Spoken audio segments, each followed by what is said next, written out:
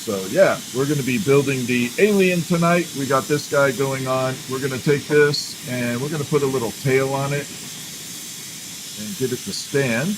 I don't know exactly how we're going to build it. I have an idea. But yeah, there's the alien. We're going to complete it tonight and get this thing rocking. I got to figure out where I'm going to attach it first. We're going to go ahead and grab a little punky rod here. And we'll hook it to the back end. Should I put it right in the front? Actually, right there on the kneecap would be good.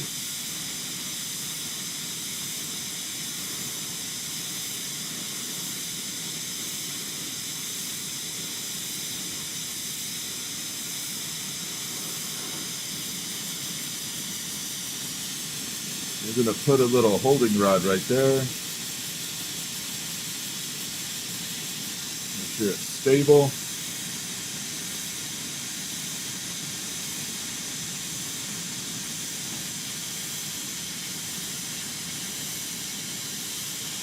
Yeah, we got our little alien there. We're going to go ahead and preheat it in the kiln.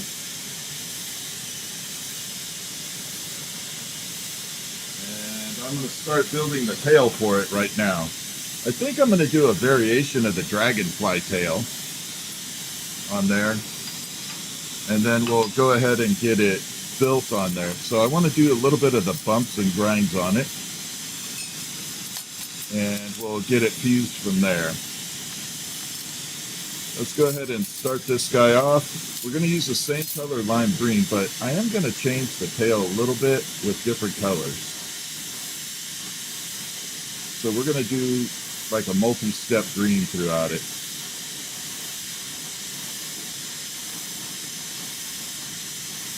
Which might be kind of cool, to be honest.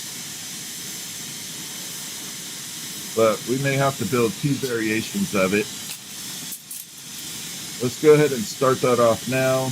I need that one, and I need this one right here. Okay, lime green and lime green. Get the little end of this pulled off.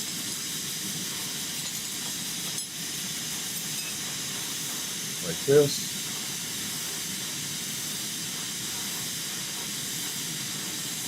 There we go.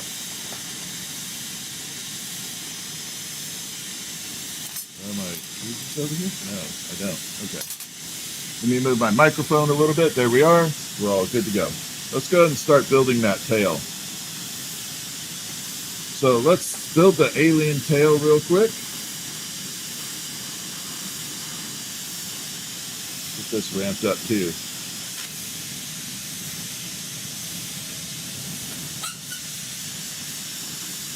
So I'm going to build it kind of like the dragonfly tail.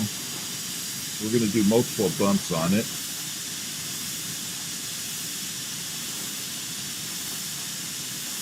And that way the alien can stand after I get it done. Now this is going to take a little while longer than a normal one because I have to change the color every section.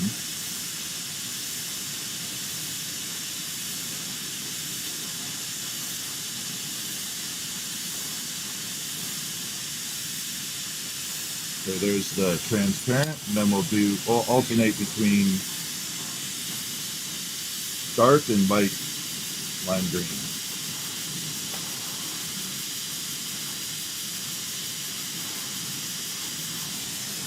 I need to adjust this. That's not hot enough. There we go.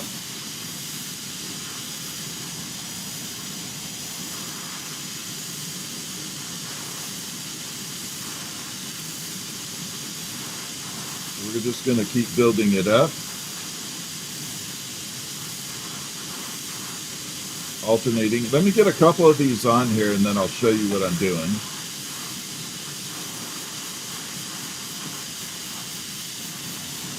There's section 1 and 2. I'll alternate like 3 of these or 4 sections and show you.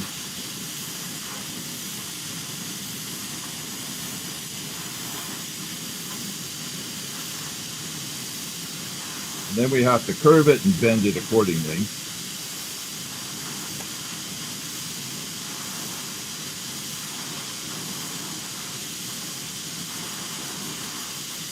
But I think it's going to be the best representation of a tail for this guy.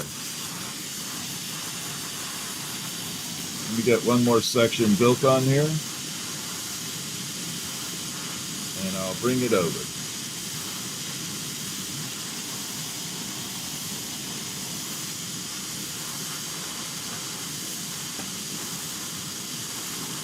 Kind of looks like a gummy worm right now.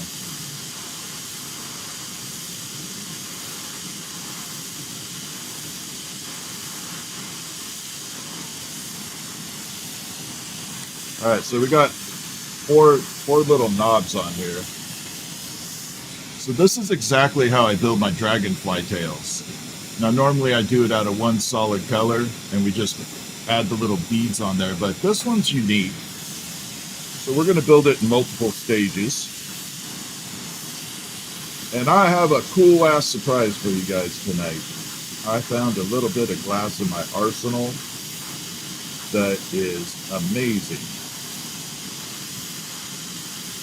It is a UV glass and it looks awesome. I can't wait to show y'all.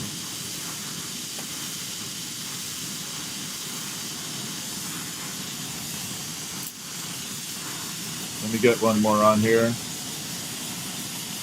So we got to build a pretty good length on here, bouncing it back and forth.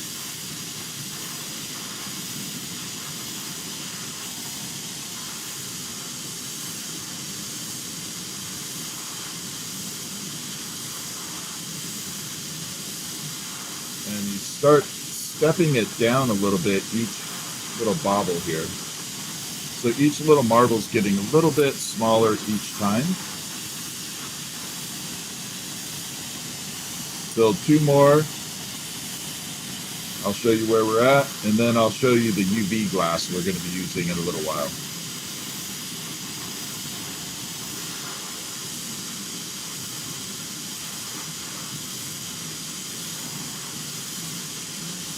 All right, still stair-stepping this down.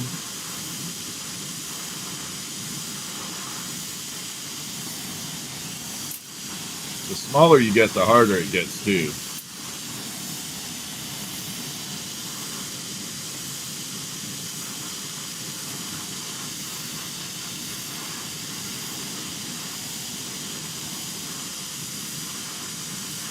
know what? We might actually make a dragonfly out of this.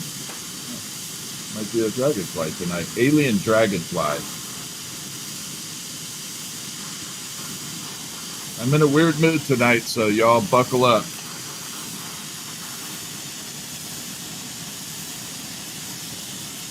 Buckle your seatbelts. So there we are. We got the multiple stages built in there right now.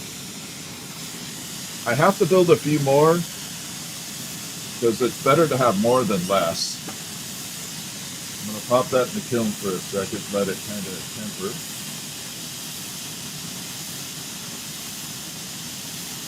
About there. I don't want it falling. There. So tonight I found this glass. We're definitely going to use it. Look at that, all nice and clear. Look at that blue under UV. So we're going to use this tonight for something, maybe an alien. But I love this UV blue. I've got that one, and I got a big old chunk here too. I didn't even know this was in there. This was from a studio buyout. You can see from the end there how it's just glowing all blue. It's a cool ass color. So that one doesn't have a sparkle. All right, let's finish this tail off. And then we're gonna add it to the alien. I got the alien pre-done. We did this a while ago. And we're gonna go ahead and fuse it on there.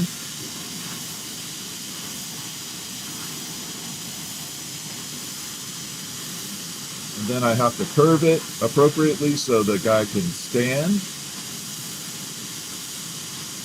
I may have to make a few modifications to the alien.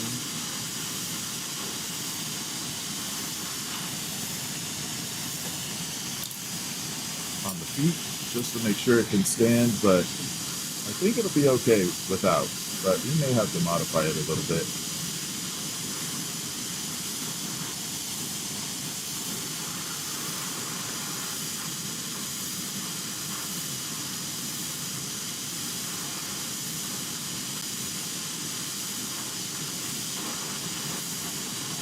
All right, two more. I want to make sure I have enough length. I can always curl it up.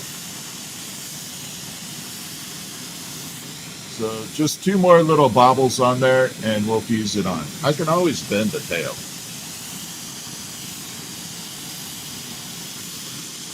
Upwards. We're going to have to bend it anyway.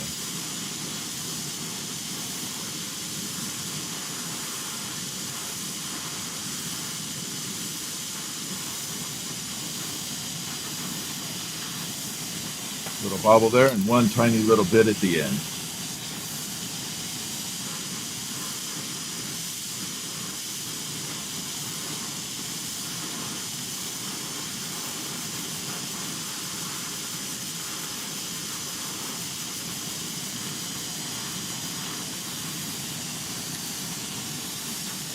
And that should be enough. Definitely enough on there. So we got just a multi-stage tier running down. Transparent lime green, dark, opaque, transparent, opaque running throughout the whole thing. And we're going to attach a little holding rod to this end over here so I can attach it and fuse it to the body.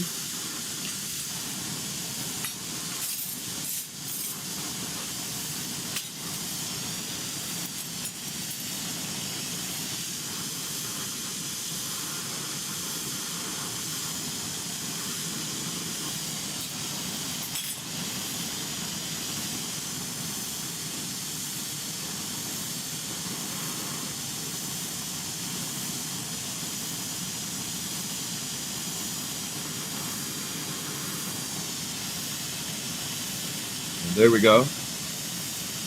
So next step, I'm going to kind of preheat it, give it a little bit of a bend ahead of time.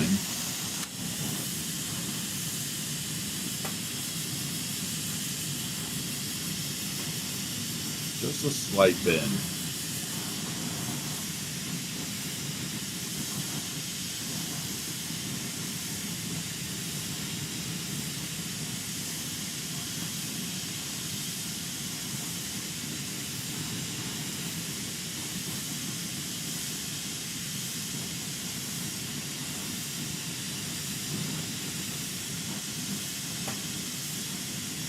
We've got a nice base built into it.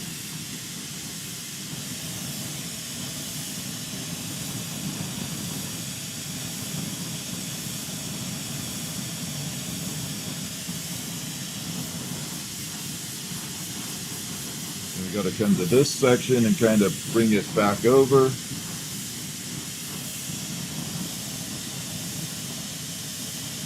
Like that.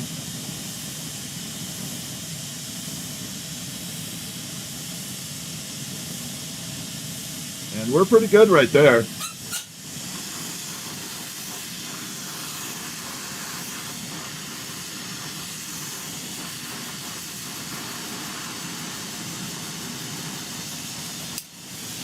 Pull off that little tiny bit of clear.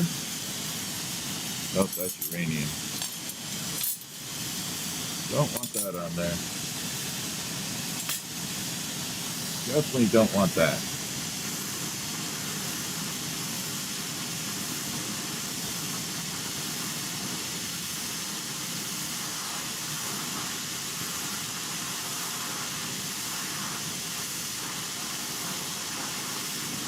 So this is going on the Mantis alien we did the other day, or actually a couple weeks ago.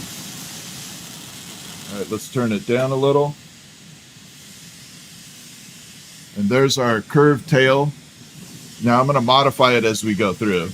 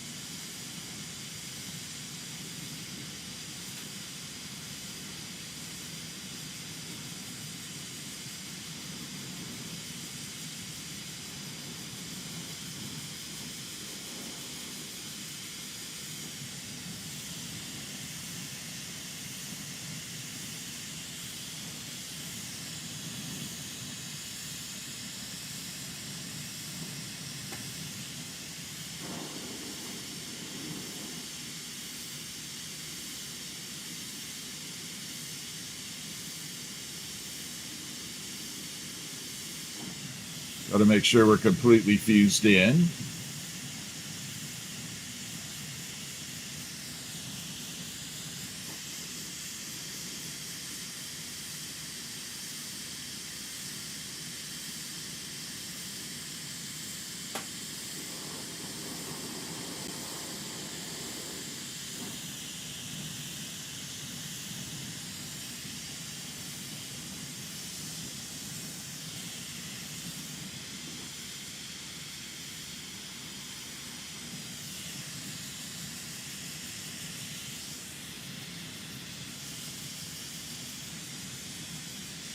Ah, it's off center.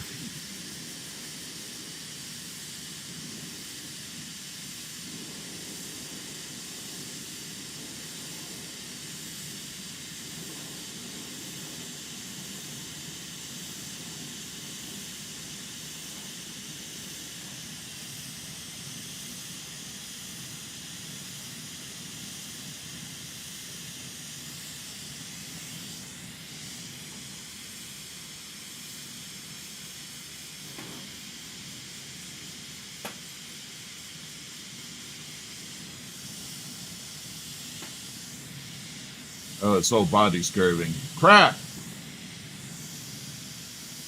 This is why I don't like doing this.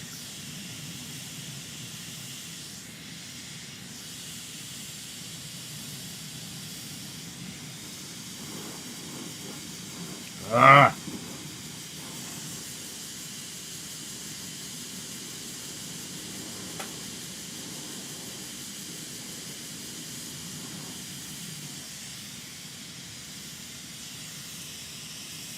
Ah. All right, let's fix it up.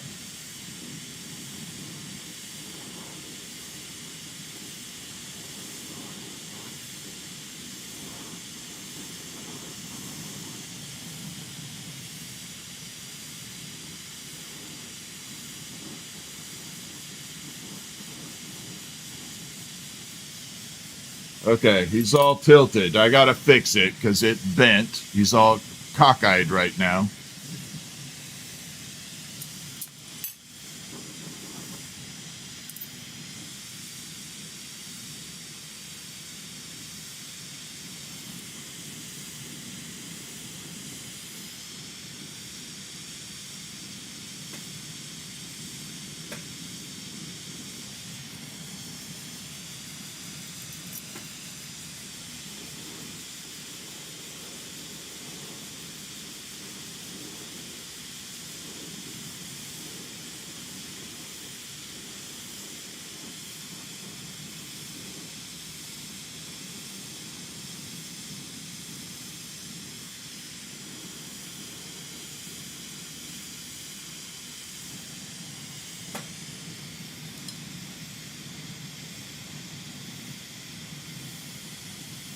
I got a lot of movement to do on this thing.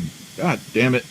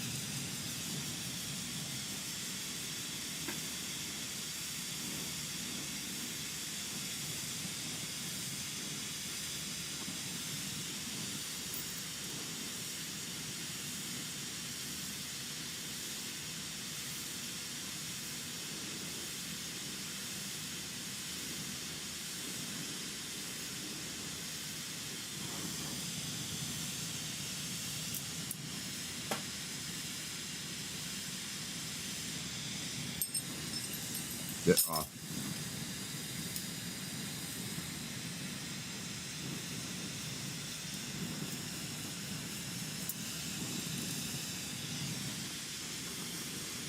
All right, we got some movement to make on this.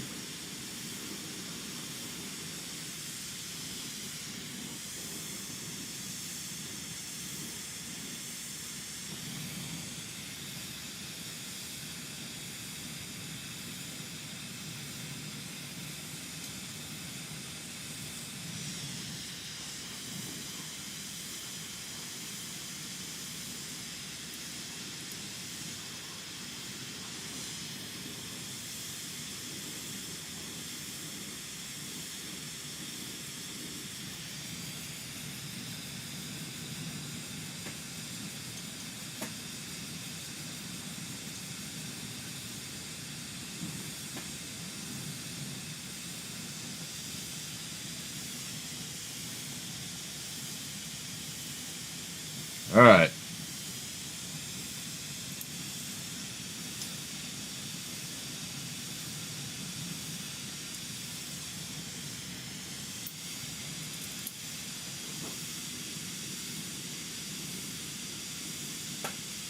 Now I just have to smooth everything out.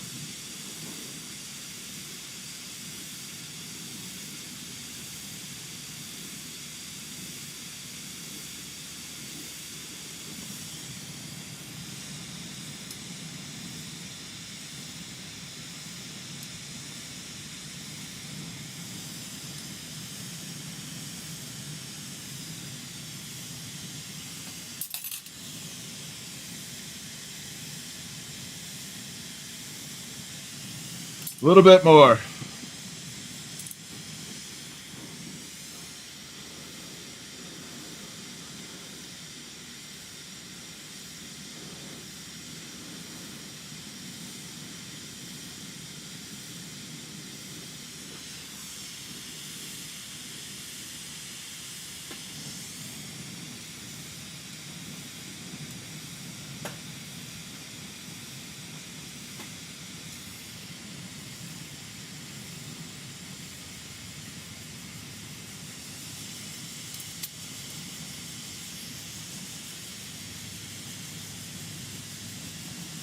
Okay, now I just got to get some stretch marks out of here.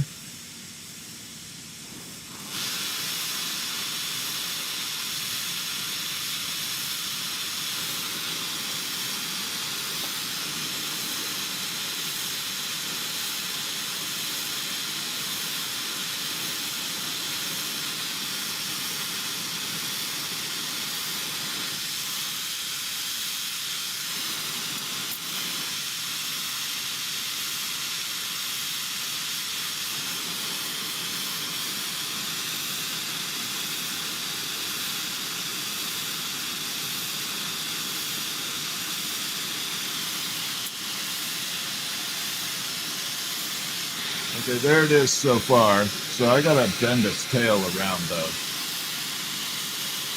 So it's gonna sit right about there. I have to curve it up. Let me pop it in the bin and decide how I want to do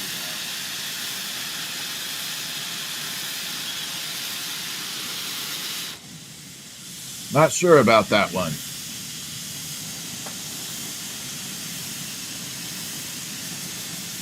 All right, let's try this UV blue for a little bit. We're gonna pull it down into a little bit of a rod here. I don't know if this stuff's gonna shatter. It's very possible.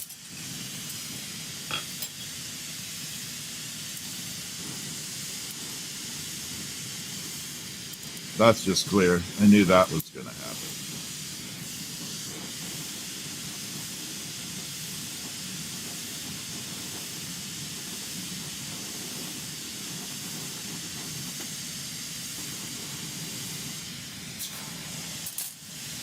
All right, let's see if we can pull this down a little bit before we go too far.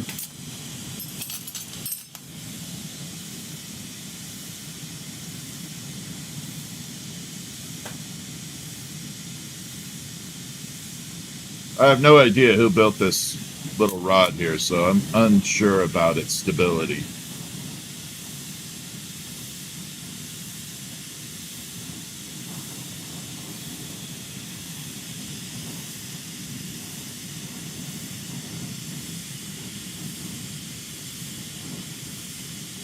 But I may try and do an alien out of this.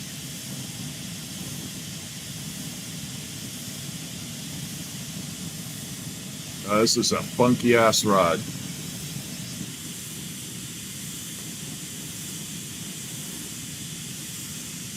It's technically tubing. There's an air pocket all the way up about 3 inches up here from the flame.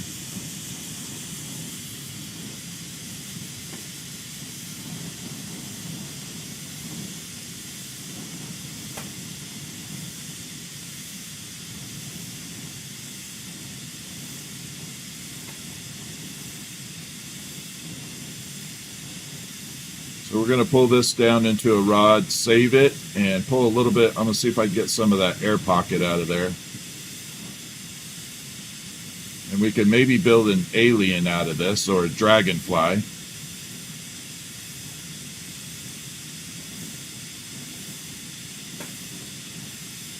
Oh, this would make cool dragonfly wings. Oh, maybe we'll do that with it. This might make really cool dragonfly wings.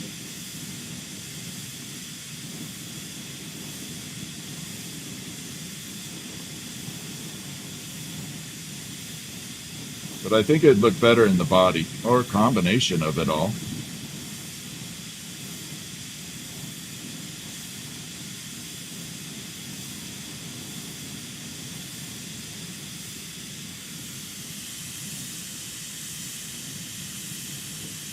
So I got it right up to that air pocket there. I'm going to pull this off without the air pocket, so at least I know I have some without it.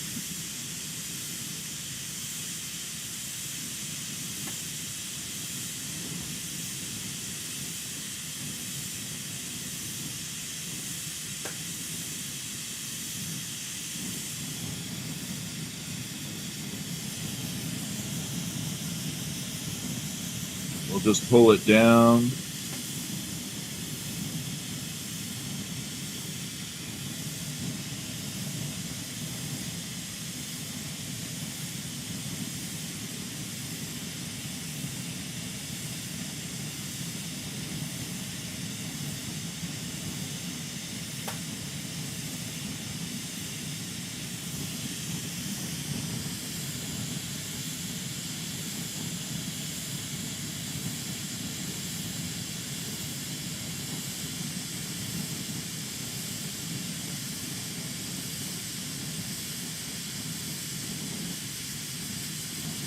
All right, we'll do that for it. So at least I know I got some out of it. But yeah, it should glow. The top isn't going to glow because it's hot. But you can see where it's not hot, it's glowing. But once you get heat into it, it doesn't glow. And then it comes back to glow after it cools down. This will show you a transition of where it's hot. Okay, wherever it stops glowing, it's not hot, or it's hot. And then as it comes up here, it's not hot. So that's about the length at which the heat travels, to right about there. So you can see right there is where the heat is, and then nothing. That's a good visual. All right, we're going to try and pull down a little bit more, and then I think we'll do a little dragonfly out of this. I may put an alien head on it. Or we'll just make a dragonfly.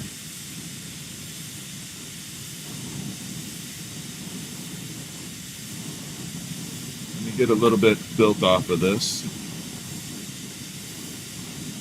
Take another minute or two. I just want to see if I can pop this air out of here.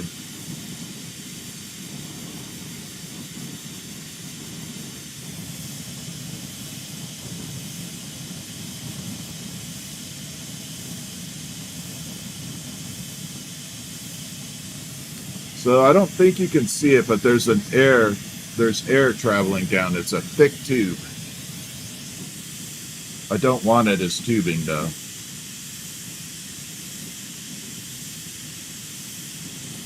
So I'm going to heat it this way so the hot air is exiting out of the tube all the way up to the top, and hopefully we're choking the air out of it.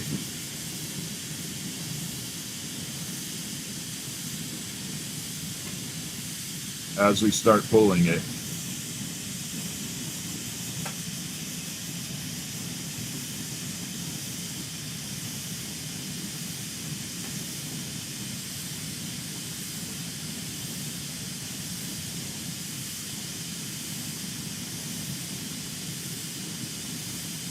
That's one method for doing it.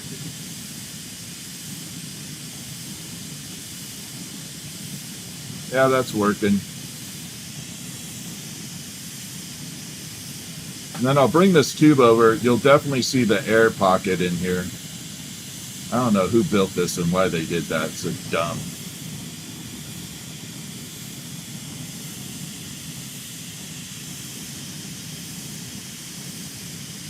But this is like, this little tube right here is probably about $150 worth of glass. I'm not going to throw it away.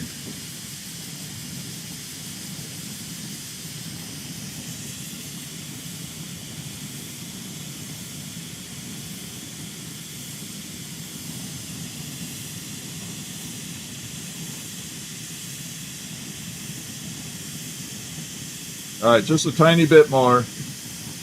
This will be enough right here for a dragonfly for sure. We'll do the alternating color.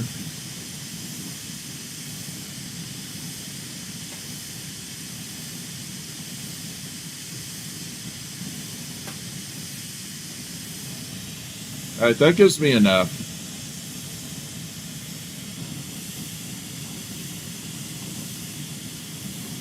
That'll be enough to do the dragonfly body.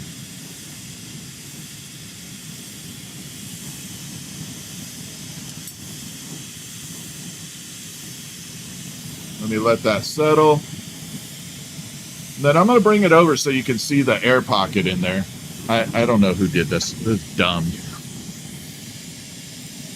But hopefully you can see a little bit of that air chamber running right down the center. It's like a little tiny air chamber. But there's the UV right there.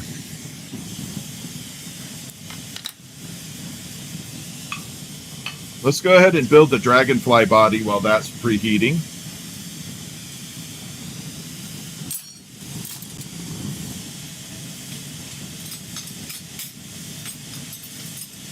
There we go, perfect. So we're going to alternate blue and green in here. It's that UV blue.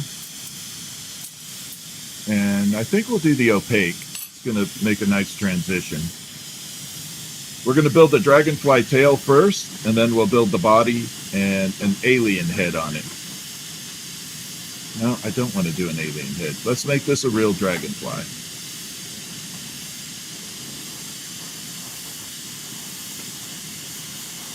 So we're going to make the little marbled tail again.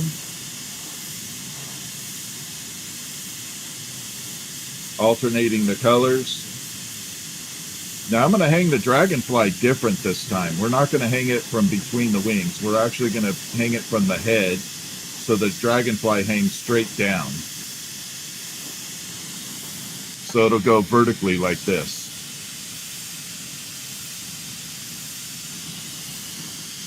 I'm going to try an entirely new design for it.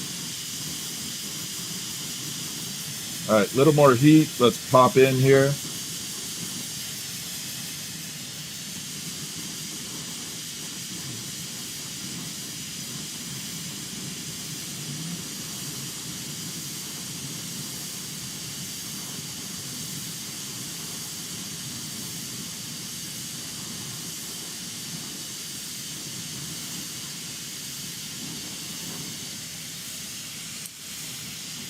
And we just have to alternate color.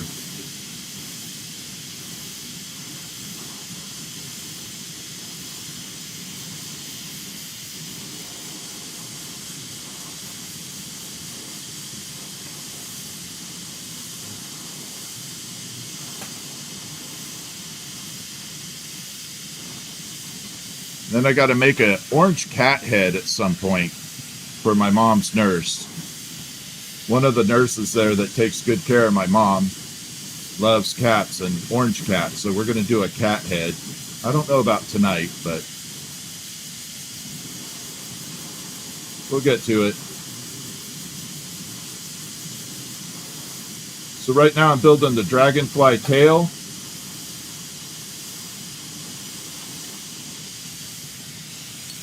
And we're just alternating color. So this will have a UV blue and then the lime green in between it.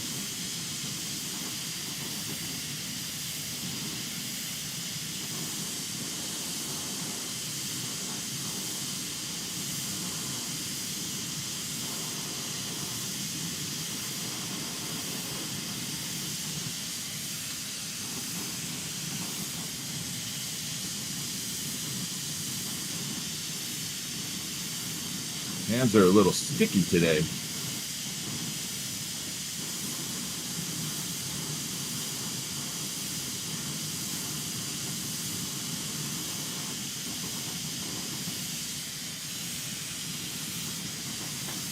Okay, just a couple more little bobbles on here.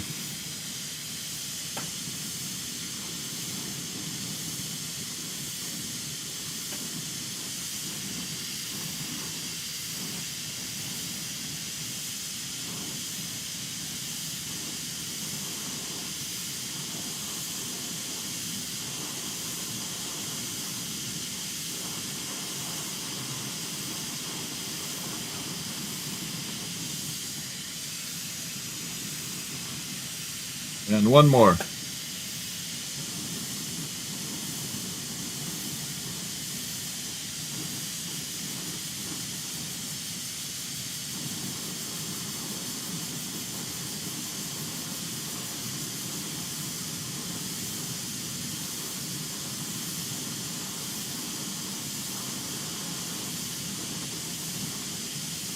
there we go.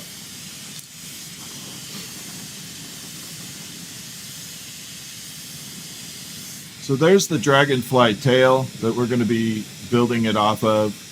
We're going to use a little black stinger thing at the end. I think they're black. I think they got black over here. Hold on.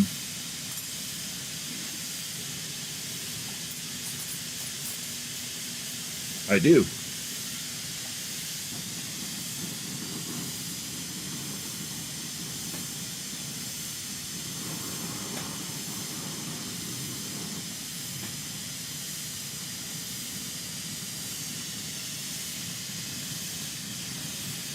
All right, so next step, we're going to build the body.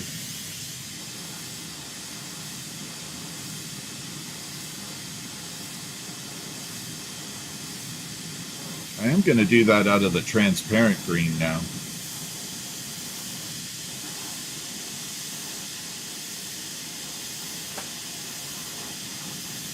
There we go. Let's grab our transparent green and build a body.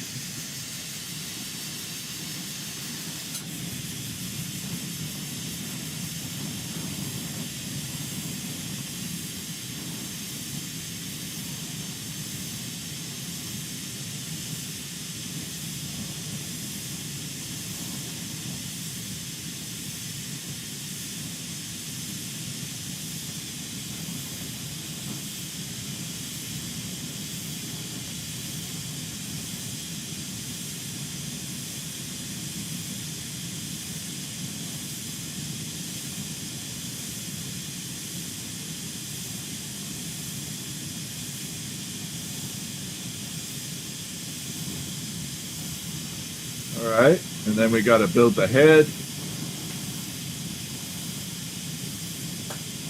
And then we'll prep the wings and attach them.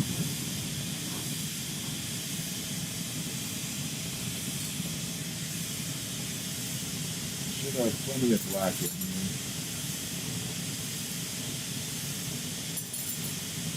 And I need a little white.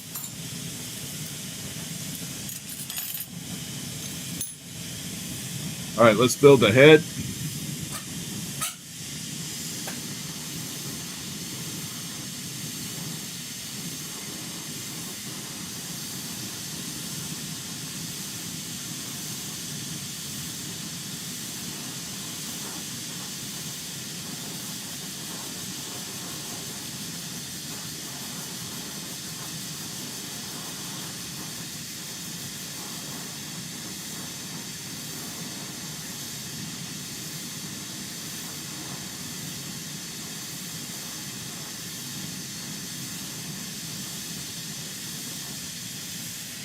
All right, there's the dragonfly head.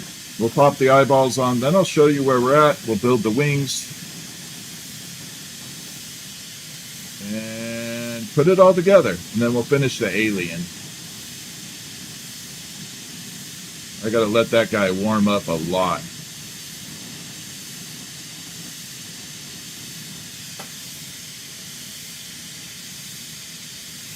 All right, let's put some eyeballs on.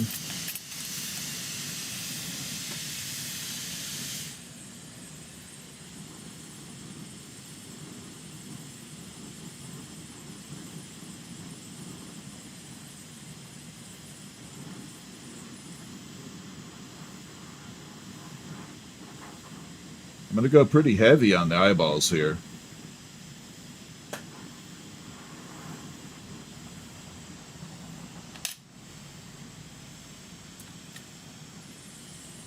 Then a little black.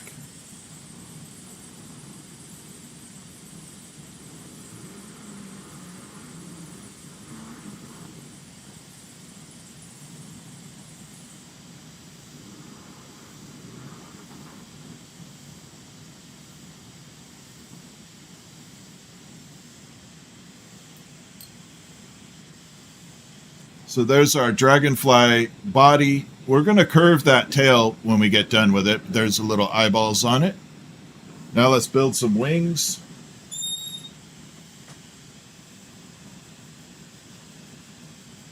And go from there. I need a wing tool. That's not my wing tool. That's the wing tool.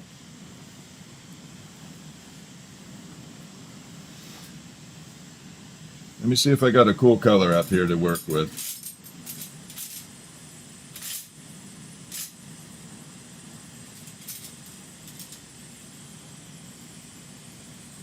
I'm going to see if this works. I don't know if this is a bubbly color. Some colors love to bubble. So it's a bubbly color, we'll change it over.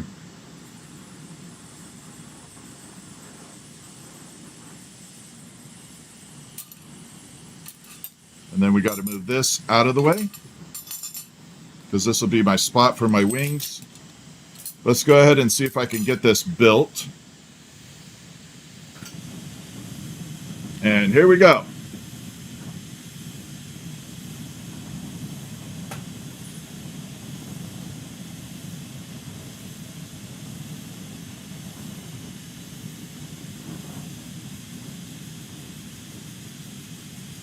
That's debatable.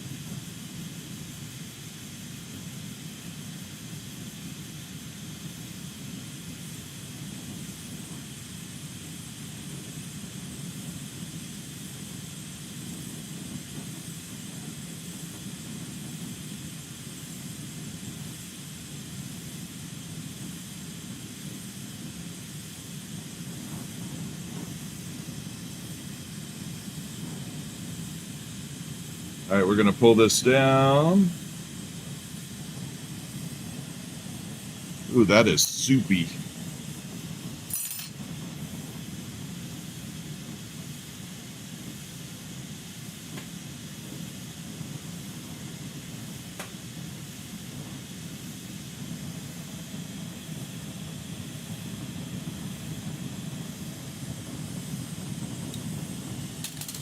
All right, let's try pulling it down and see if it looks any good.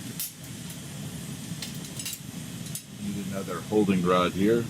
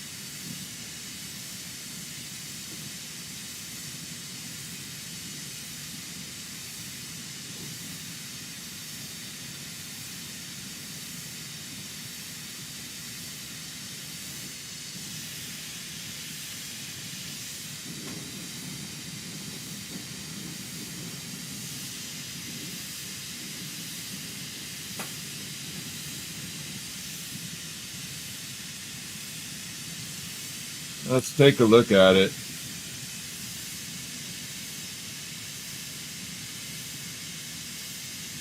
Nah, I don't like that color. It's mostly a black. It's like a dark blue black.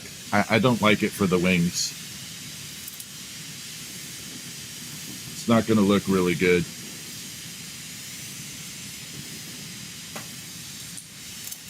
We'll redo that. Let me see what I got sitting over here.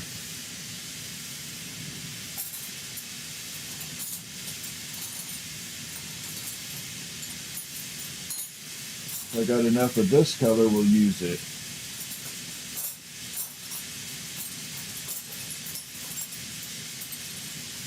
We might have enough, just barely.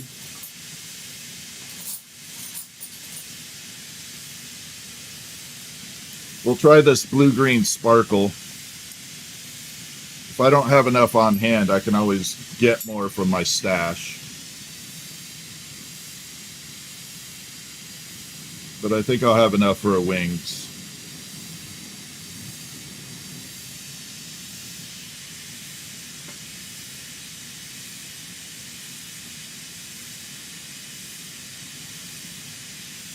But this will be a pretty gnarly color for it.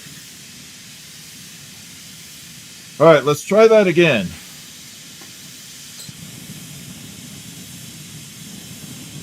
So this will be a kind of sparkly color. It'll have an iridescent blue-green to it. Be perfect for dragonfly wings.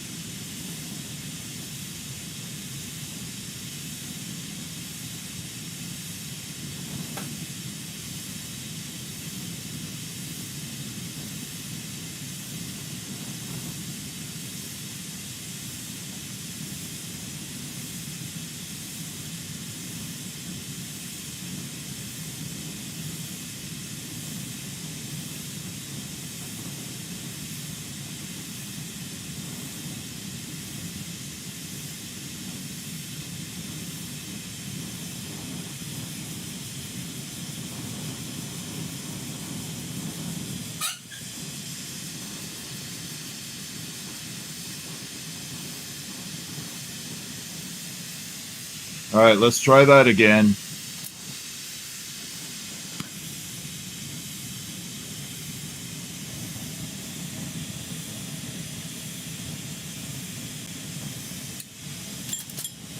Yeah, I think that's going to be way better.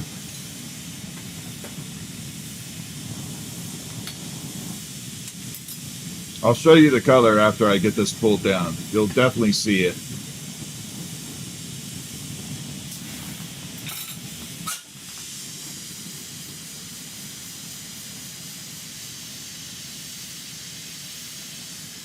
It's going to go with the color theme anyway.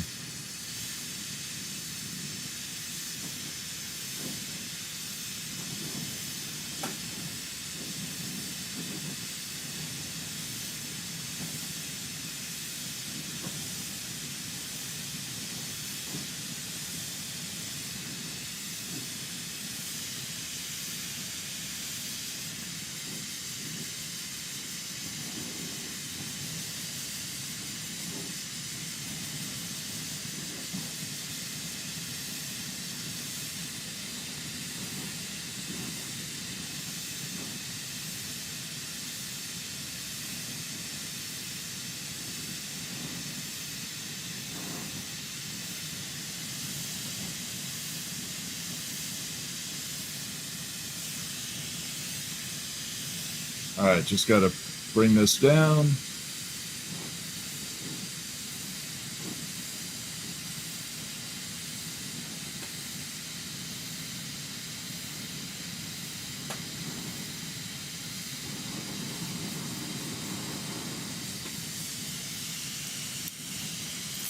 Clean that up and I'll show you the color. This looks good.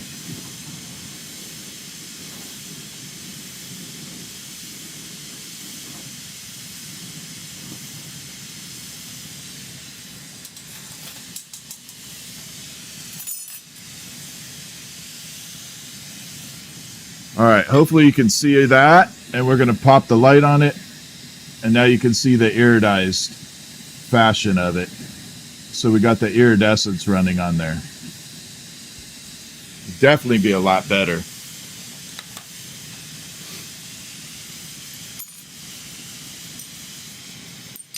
Get rid of that one.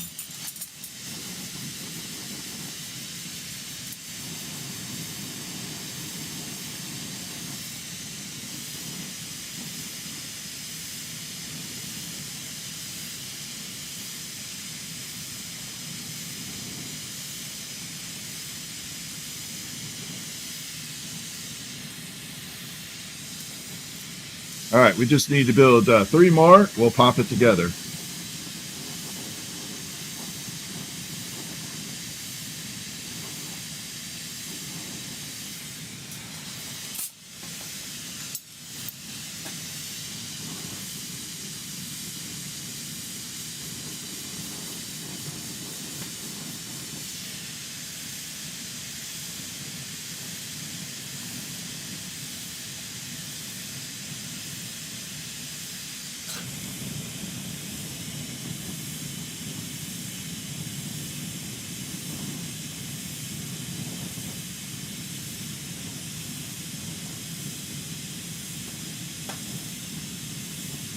This will be fairly fast. These don't take long.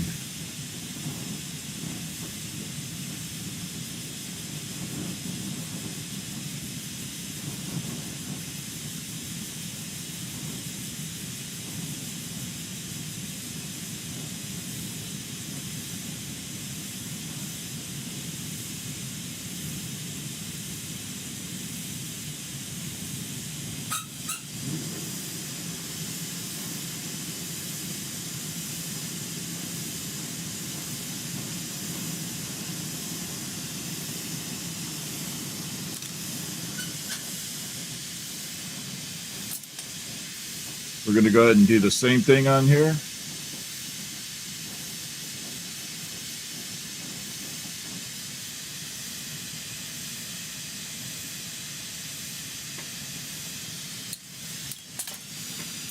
Pull that guy down. Okay, what do I do with the shorty?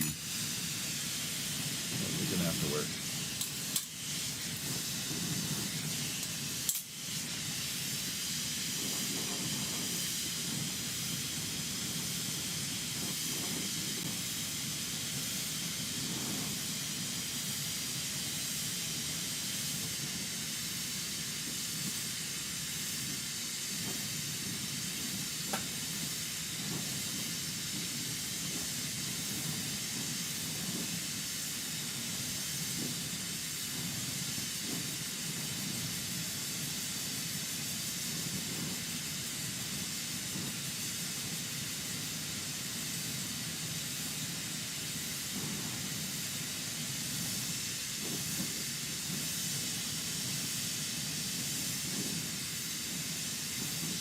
A little bit more.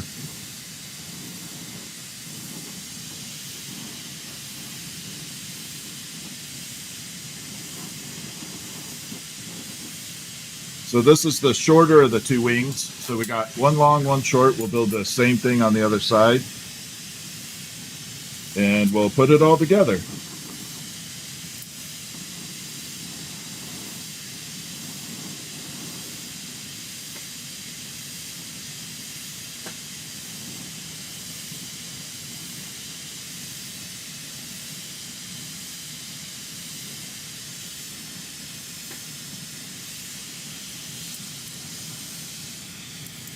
You got to make sure to line them up the same way.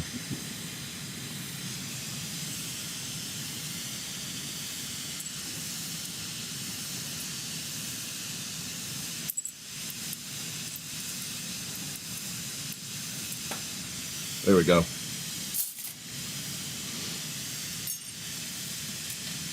All right, 2 to go.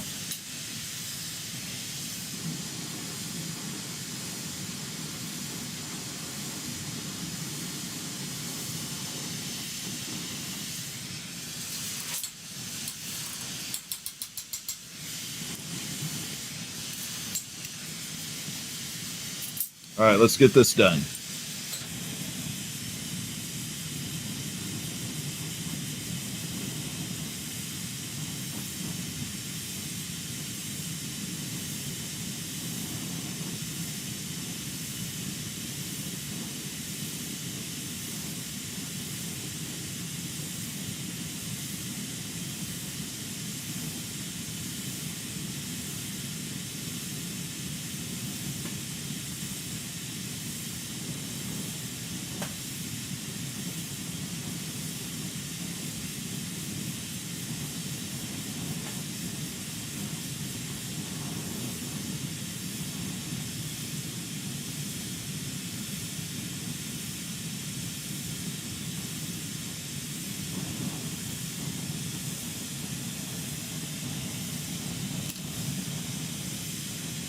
Okay, should be the larger of the wings. Let's move that out of the way.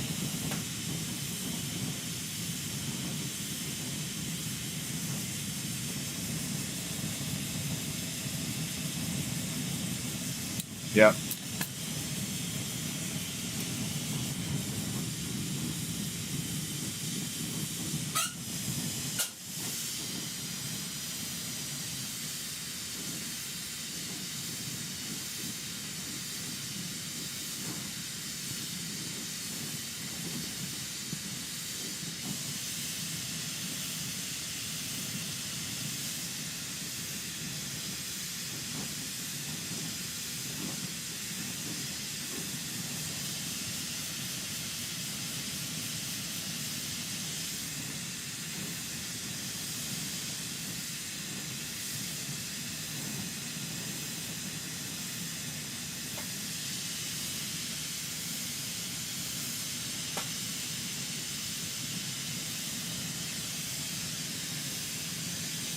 I'll show you the color one more time before we get to the next one.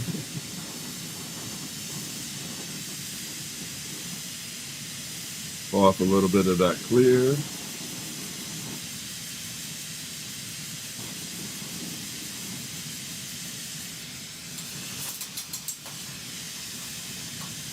So this has a really nice blue iridescent to it. I don't know if you guys can catch it, but it has this just really cool iridescent blue with a little bit of sparkle. So it looks like little diamond bits in there.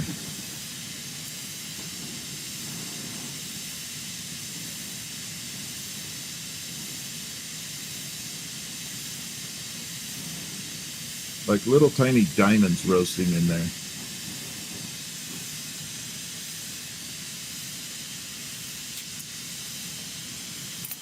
Okay, one to go with the small one now. Then we'll pop it all together.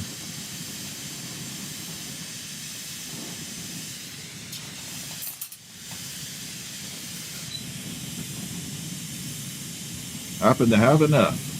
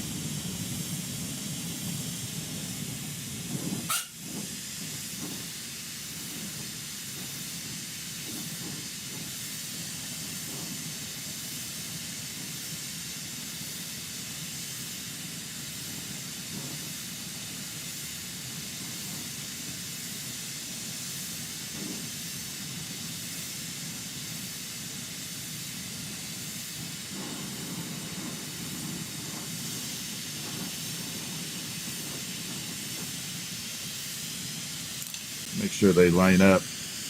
Yep. Actually, I can leave it right on there.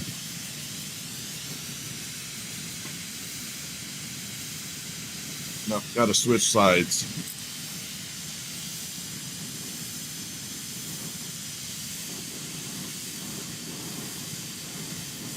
I got to keep the pattern going exactly the same direction.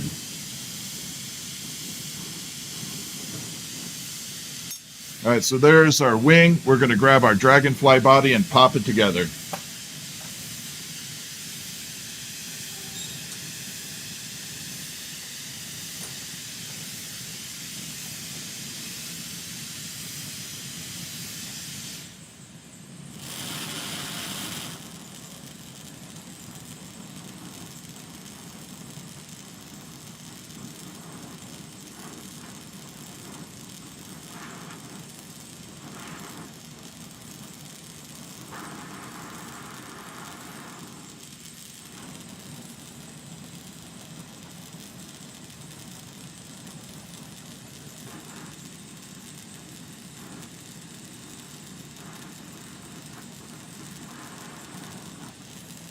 We got to round out this wing at the end.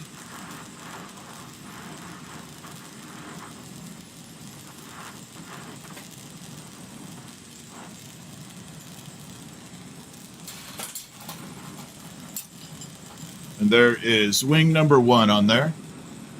This is going to be actually a pretty gnarly combo.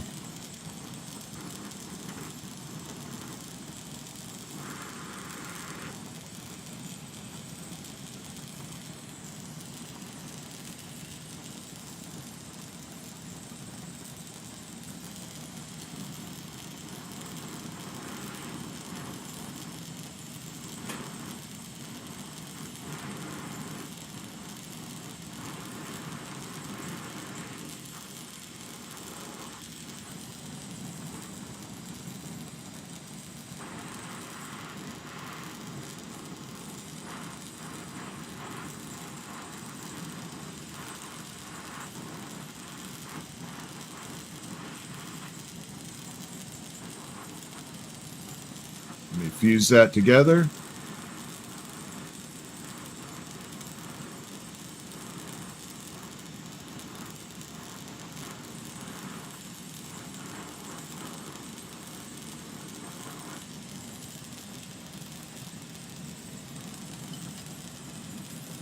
I got to move this bottom wing up a little bit.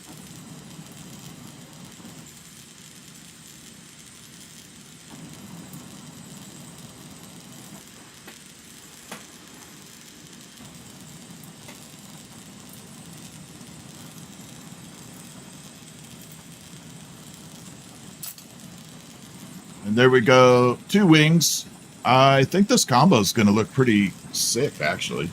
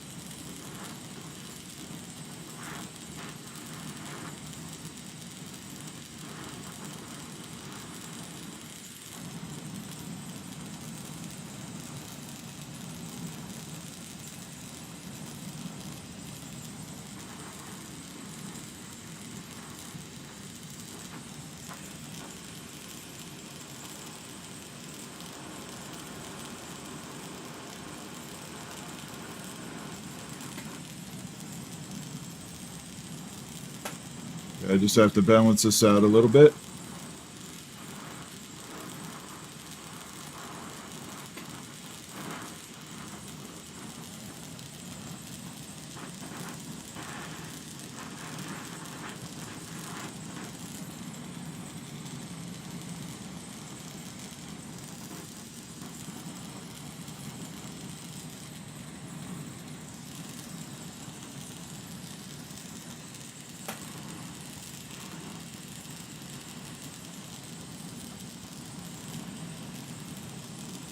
That way.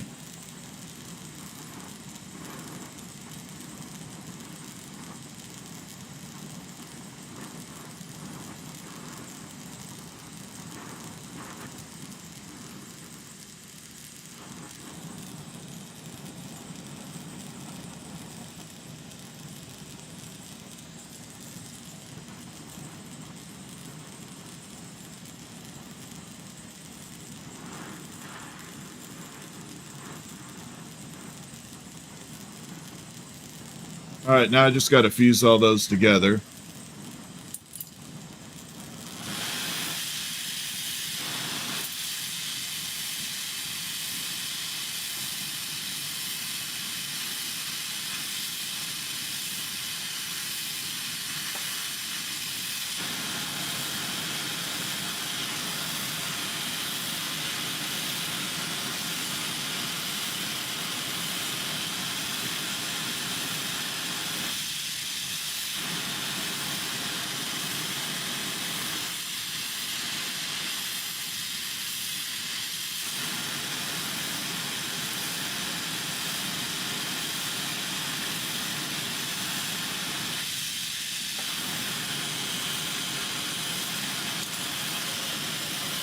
So there, we're almost done. So this time I'm going to hang it so it goes this way. We're going to put a hook right at the top of the head, then we'll curve that tail. So first thing I'm going to do is pop it in the kiln, let it heat up a little.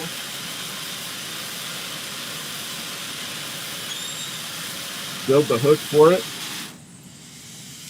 And then we'll curve that tail. So it's going to be a different angle than I normally do, because I want it going straight up and down.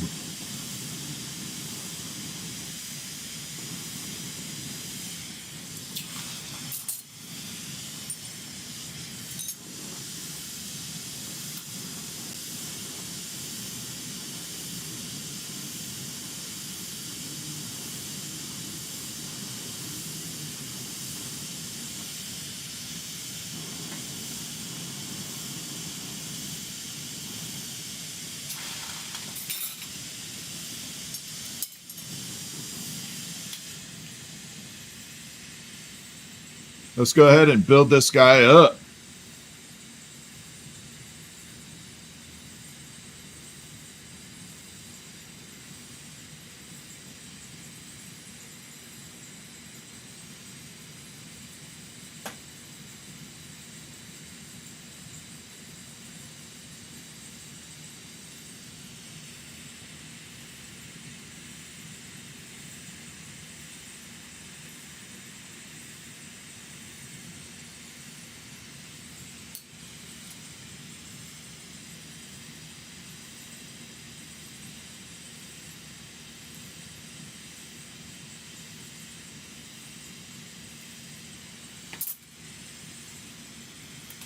Okay, we're almost there.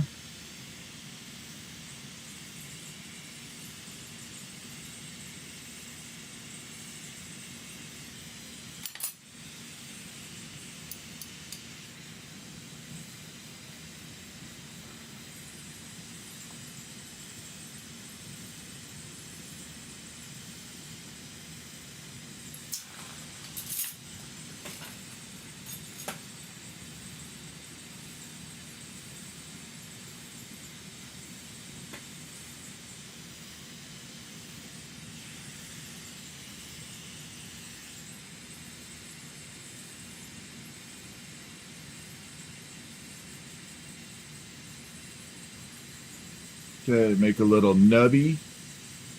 Make sure it's solid.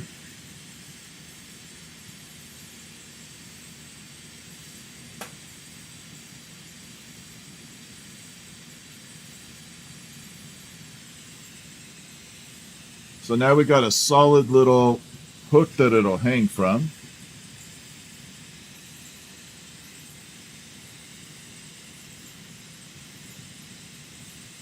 Yeah. I thought about doing a little flower for the hook, but I think for this one we'll do it standard, just to make it so we can complete it.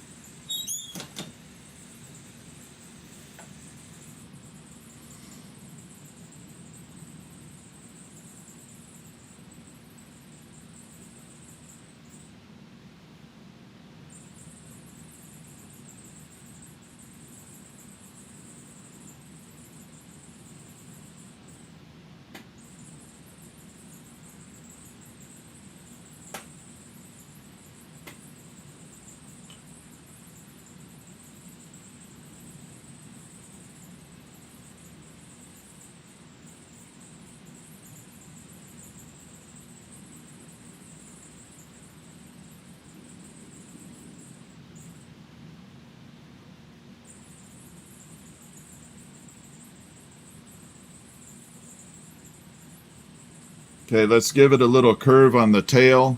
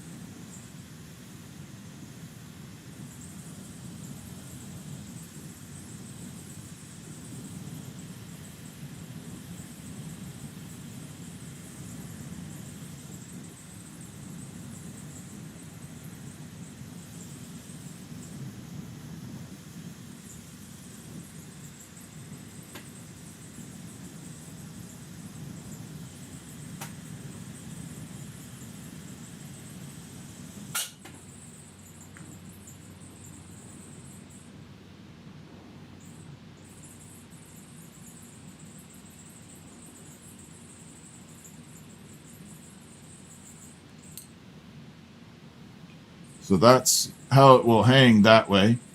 I like this design this way. I think you can get more of the view of the dragonfly hanging it this way.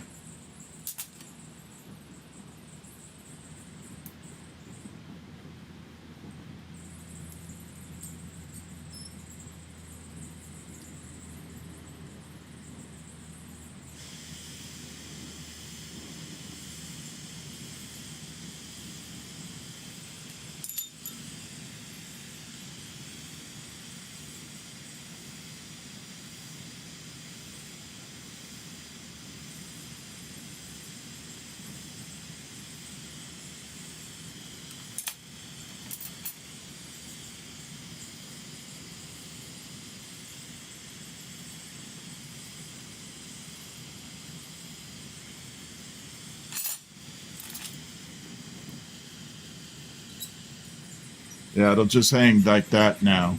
Much, much better. Let's see if we can bring out the light. Move my microphone out of the way. And here we go. Now you can see all the colors bouncing through there. I love the iridescent wings, and then that will glow. See the UV blue already down on the bottom? And it'll get more UV as it gets a little cooler. But like that.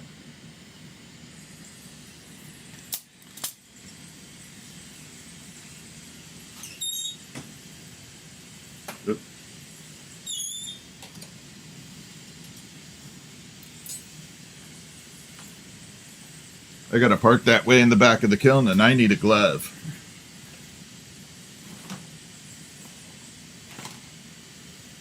It's too hot.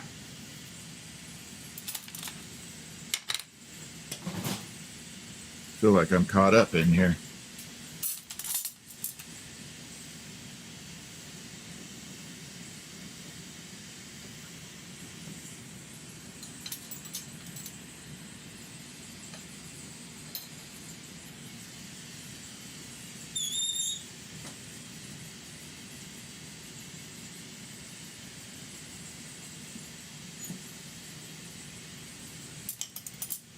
Now we can finish this guy.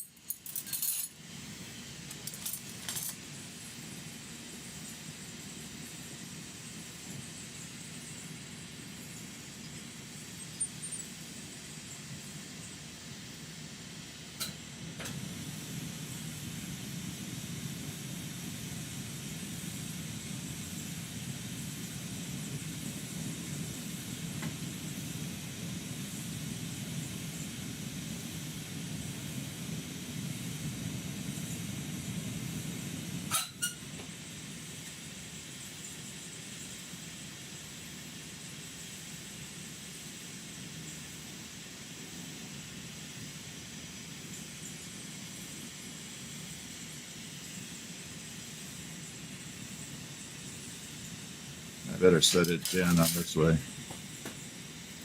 Hey, it sits. What do you know?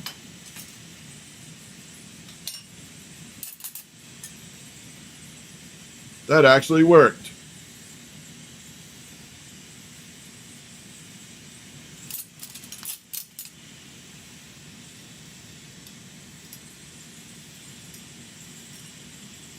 And there you go. So there's our little mantis alien. And now it sits. I think that worked out good.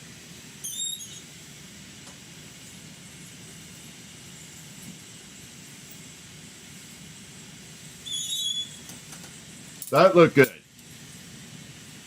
I'm pretty happy. Kevin's book, what's up, my friend? Welcome in. Hello, everybody that's a subscriber and a follower and a member and a part of the fan club. I appreciate it. Good to see everyone.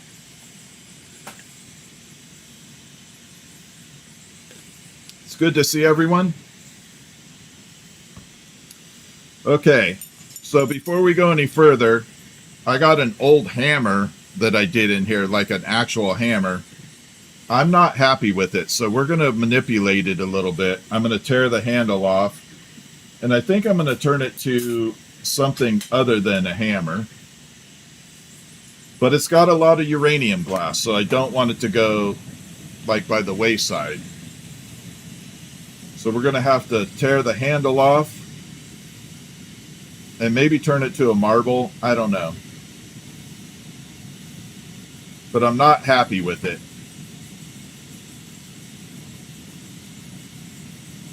It's been sitting there bugging me for like 6 months now.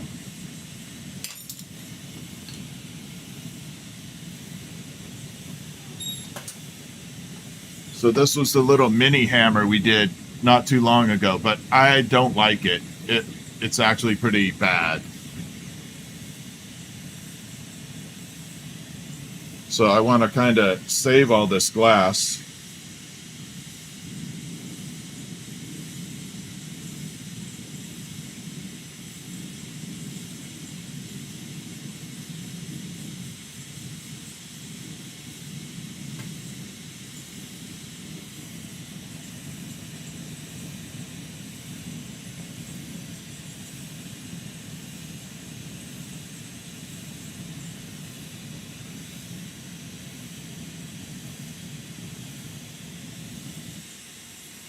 So we got to rip this handle off of it.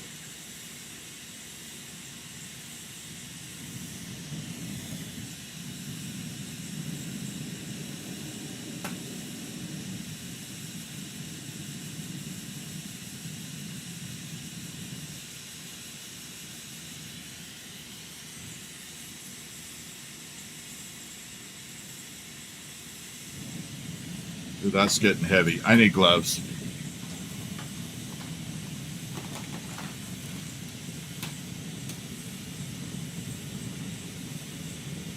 Hot and heavy.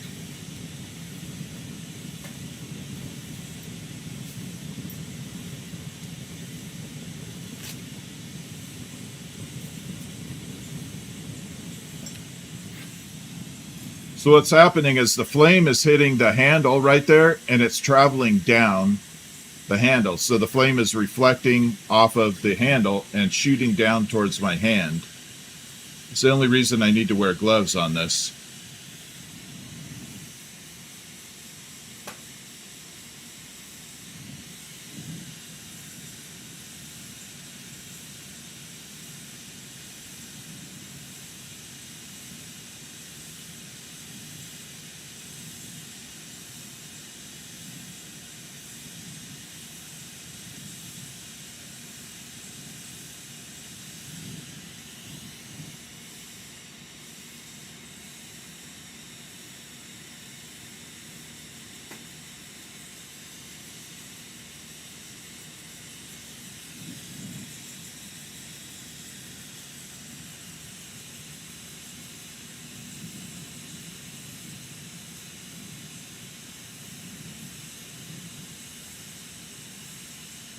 Yeah, it's that thick. It takes forever to melt.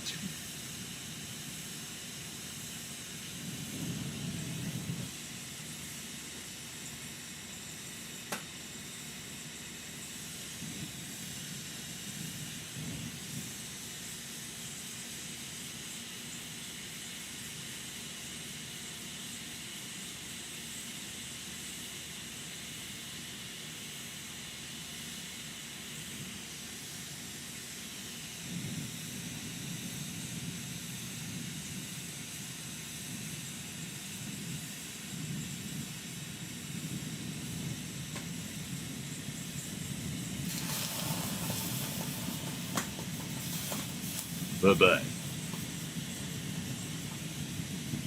All right, now I can clean this up a little bit.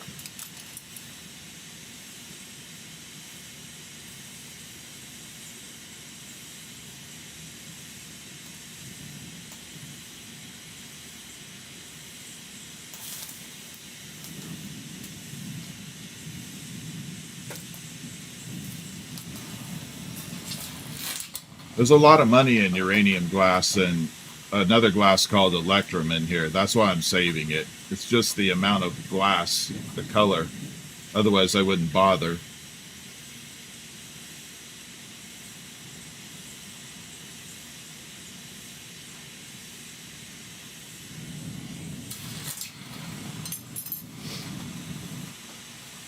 All right, let's attach another rod to the other end and see if we can kind of get this thing manipulated a little bit.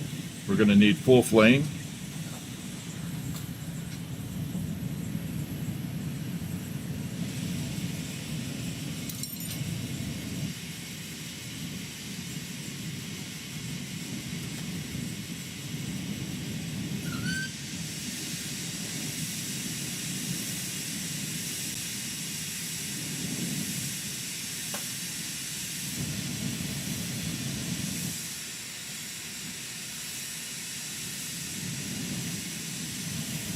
Need that attached on there good. We're going to straighten the other rod out and then we'll start manipulating this guy.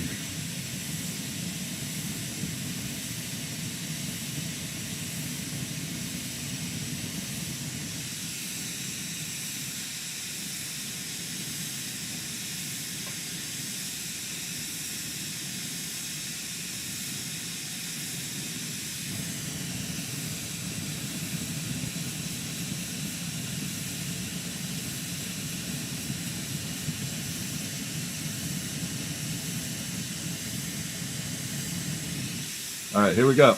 Now I can mess with it. That's a little crooked right there.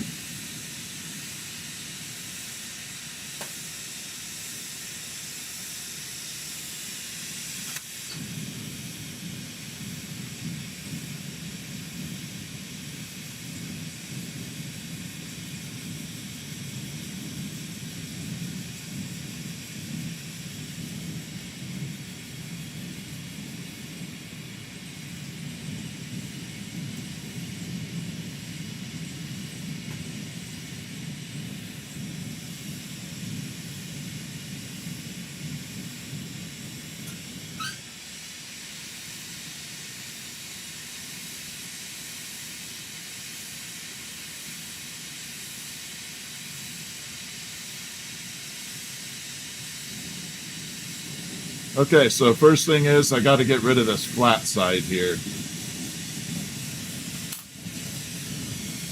I got to pull that flat side off and this one down a little bit, so we're just going to go full bore, let it kind of melt down.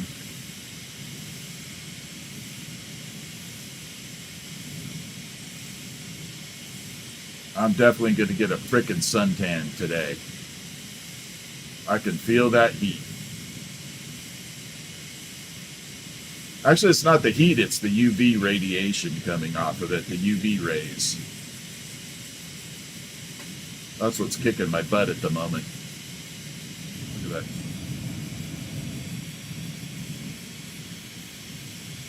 There's a little drippy for you.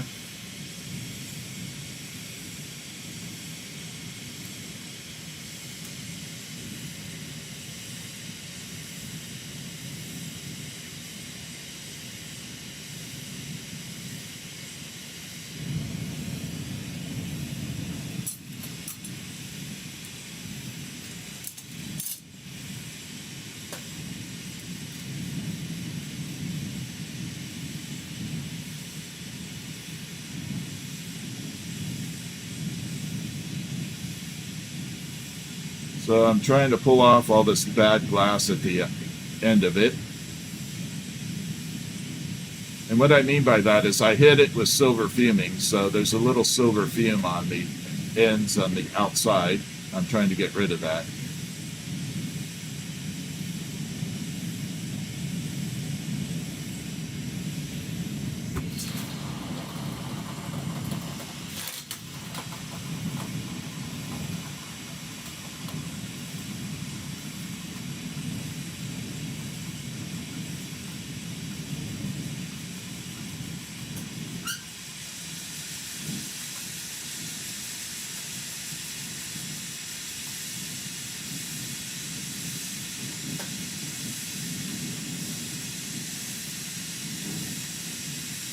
There we go.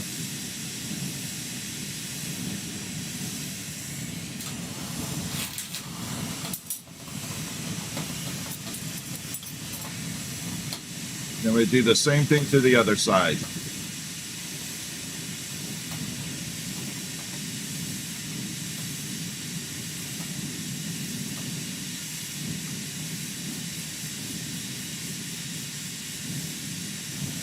Make sure that's welded in there really good.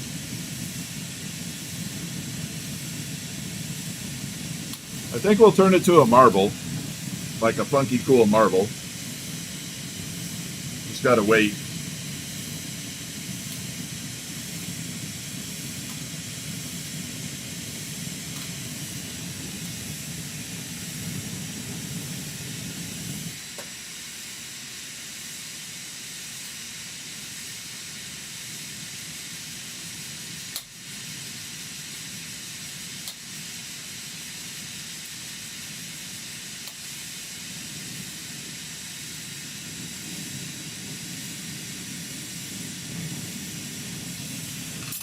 They're going to pull that off, and I am definitely going to need a secondary rod here.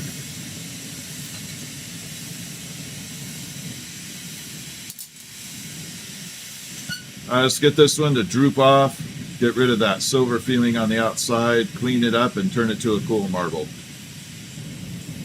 Ah, it's hot.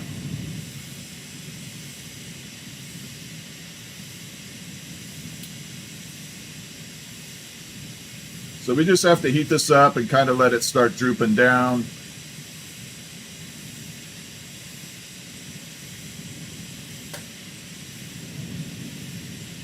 You can see that little droop right there.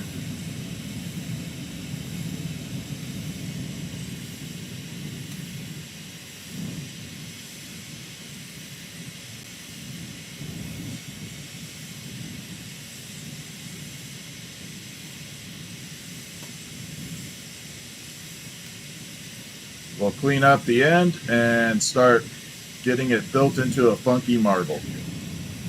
I have no idea what the pattern's going to turn out like.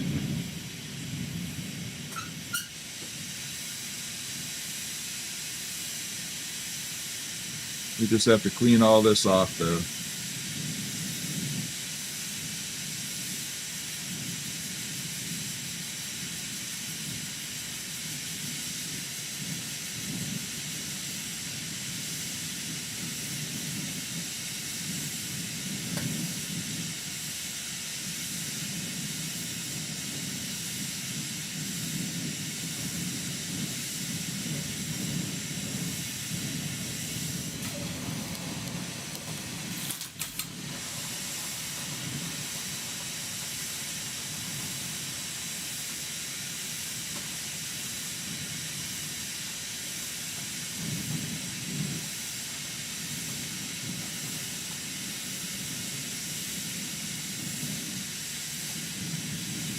A little bit of scrap glass on the end here.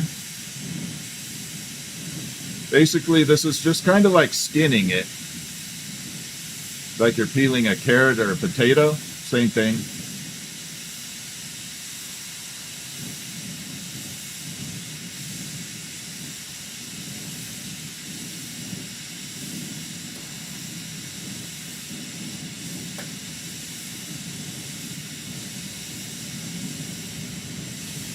All right, there we go.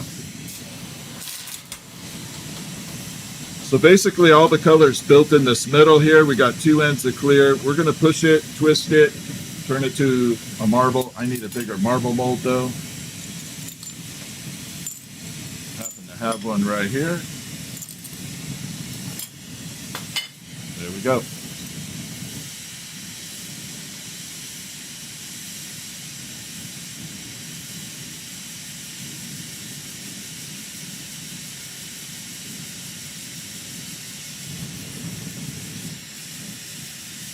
All right, here we go. We're just going to fold it over, twist it.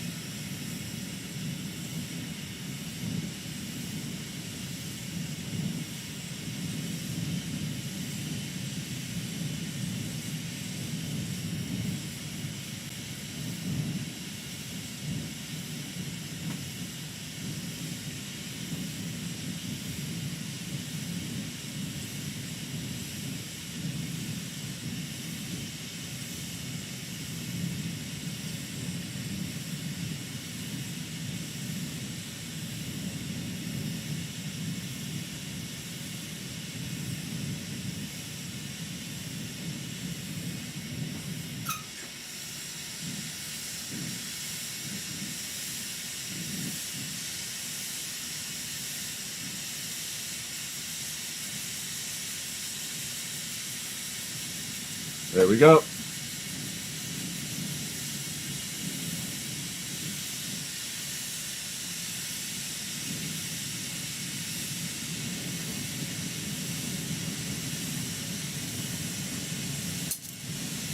Anybody want a giant ice cream cone? Anybody want a 4,000 degree giant ice cream cone? That's what it looks like.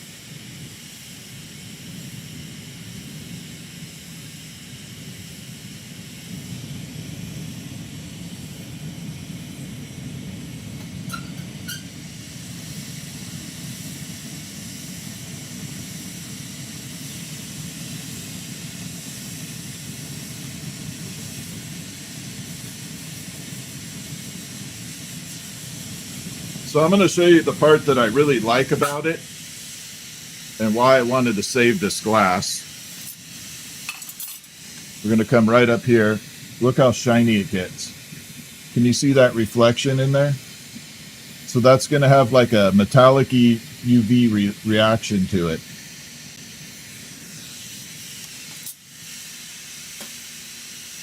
Really? Unplug myself.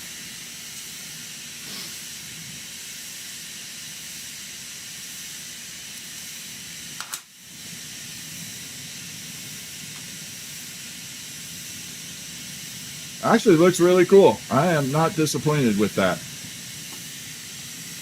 I just have to plug myself back in. I can't hear anything now.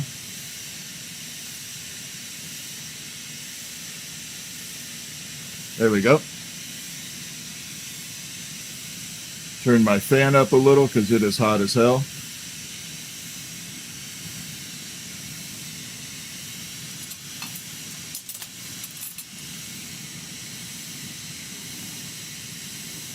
You might be able to see that reflection really good now. Hold on, let me pop it in. Can you see how it looks almost like it has like the shiny coating to it? It's pretty badass, to be honest.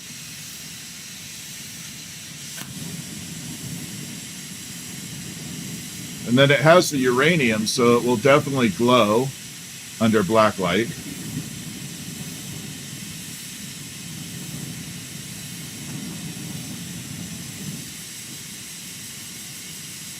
We got to round out the other side, but in order to do that, I got to have a super solid attachment here.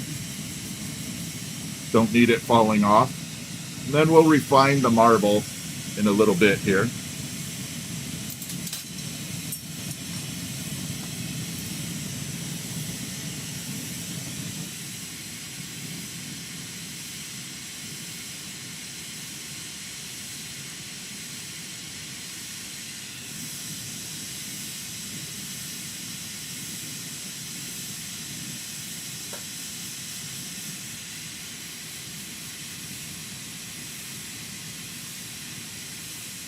And here we go.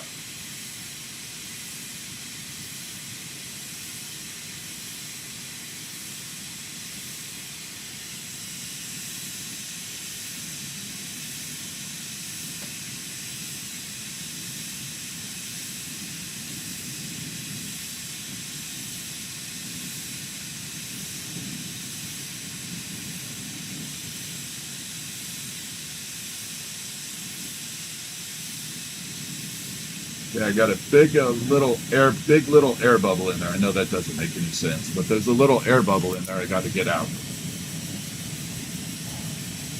I'm not going to do all this work just to have a tiny ass little air bubble in there.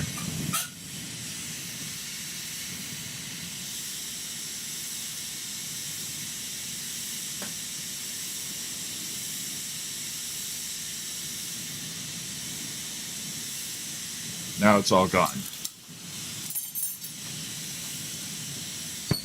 Now we can go back at it.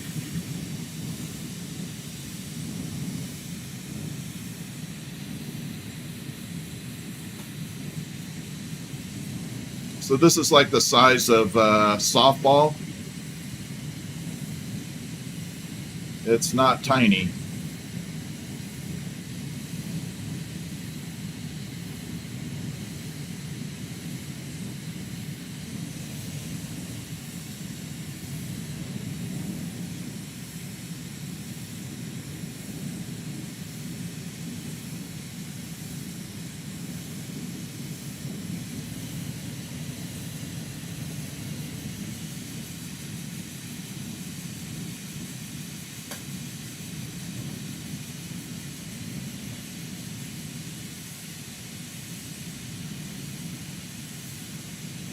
Right now I'm just trying to get it to melt back down in. Then we'll use the mold again. Get it round. Takes a lot of heat to get all this glass moving.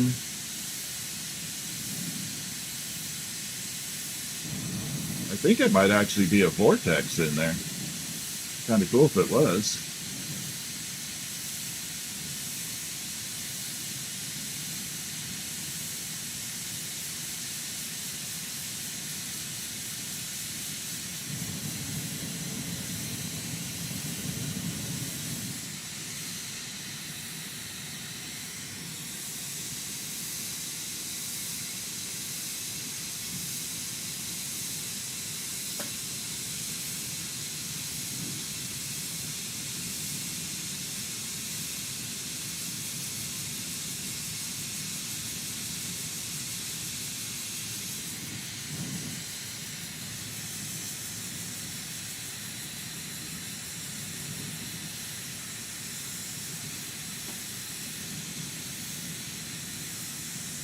Almost there. Just got a little crease in between where the color and the clear is.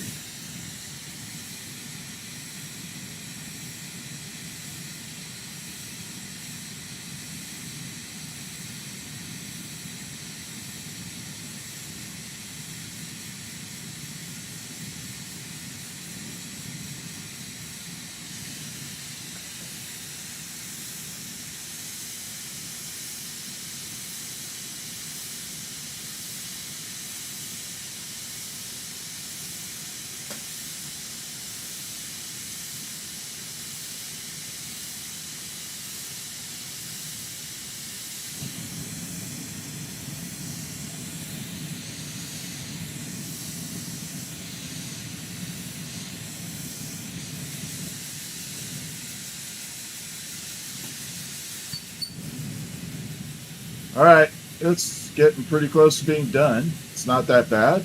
Wasn't as bad as I thought. I thought it was going to be way worse.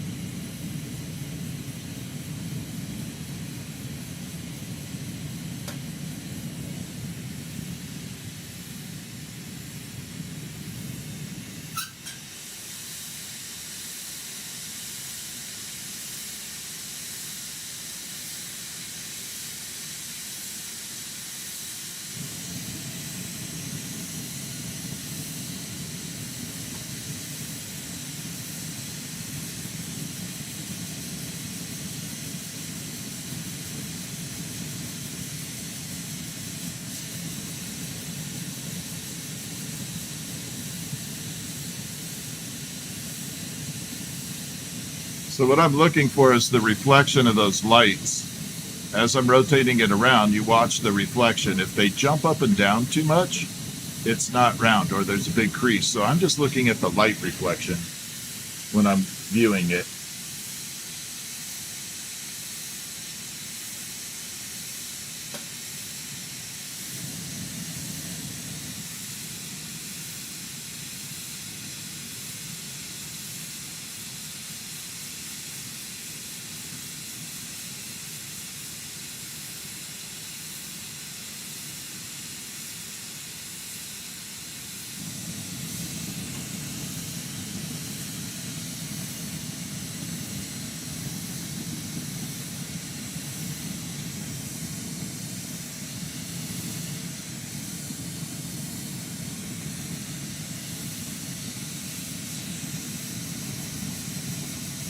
We're good on that side. So now we're going to switch to the other side again.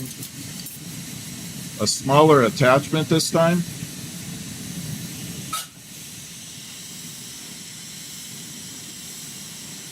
Oh, my watch is slipping off. Let me show you the color before we go too far. I can let it, it's not like it's going to have a problem. Now you can see that reflection in there. It looks like the sun a little bit. But that's that uranium glass with the electrum in there. You can see it just kind of shining in there. And there's the sides. Damn it, did it again. I'm pissed off on that.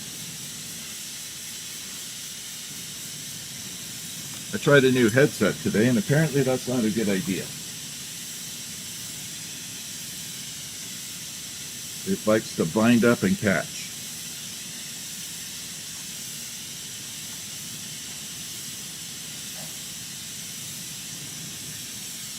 Okay, let's switch it up.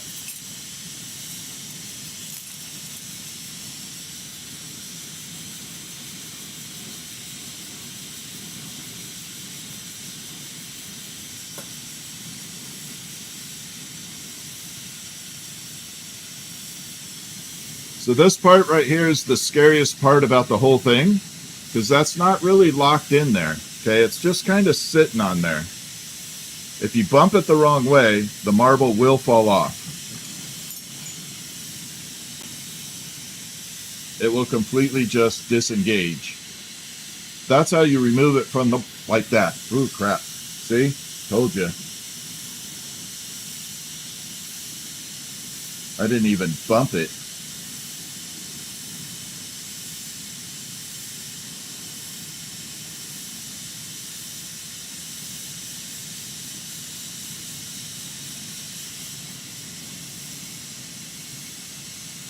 And the problem is the weight of the marble against the little attachment right there.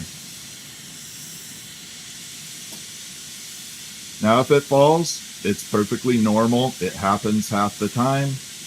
I'm safe. I'm not in any danger. My carbon plate's in danger, but not me.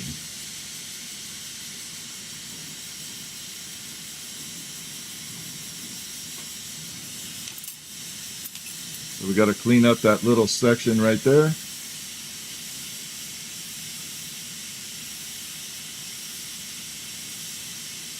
Without putting too much pressure on the attachment up there. I gotta be careful. We're gonna heat it up.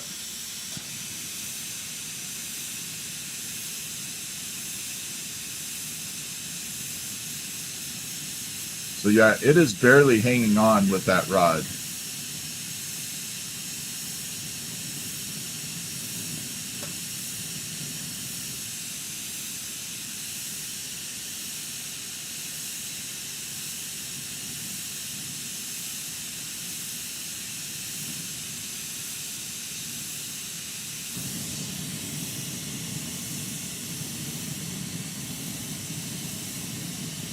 And we're going to start smoothing things out. I don't like this angle.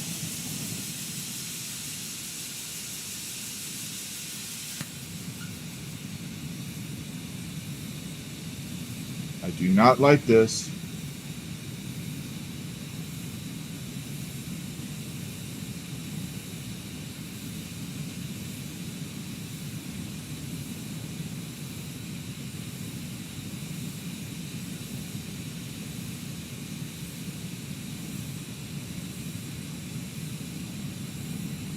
Gotta take it very slow.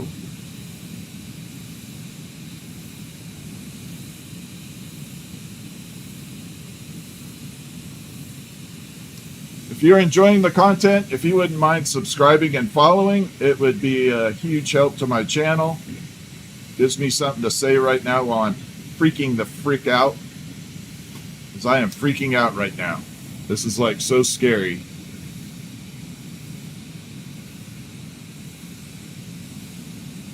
This thing is heavy.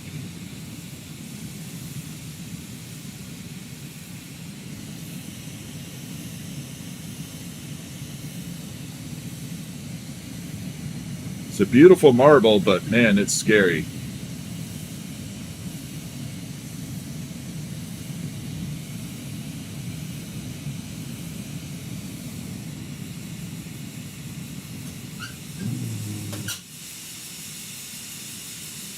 I got a couple little bumps in here I have to get out.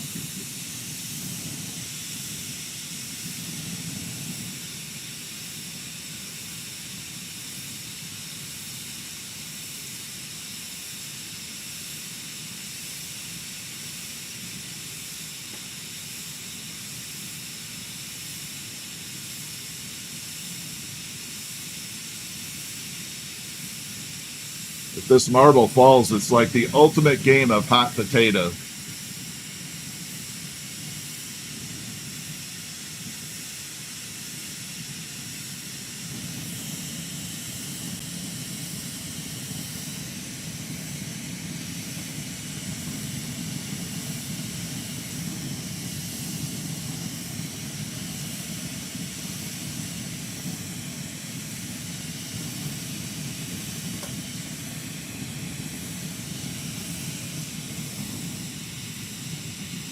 I think we're good. Fritz says we're good.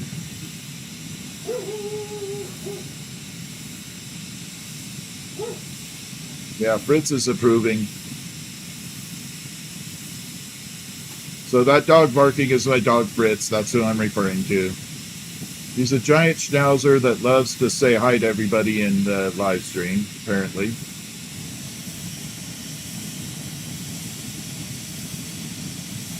All right, we are good.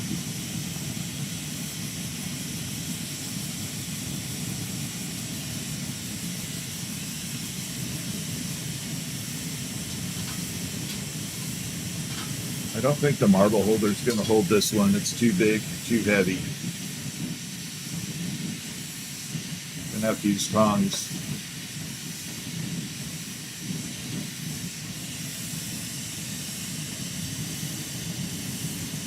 So how do you get it off? Remember I said it was barely on there? Like that. See, it just busted it right off.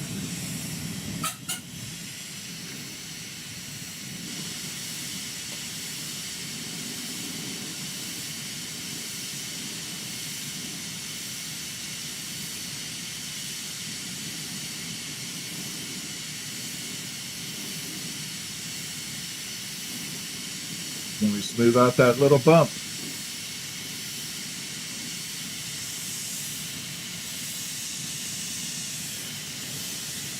All right, I'll bring it over. It should be good to go now. I'm not worried about it cracking from here. So there's the reflection of that side.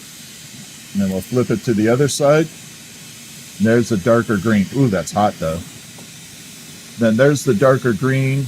And then the side view, we got all the little sparkles running through on the side.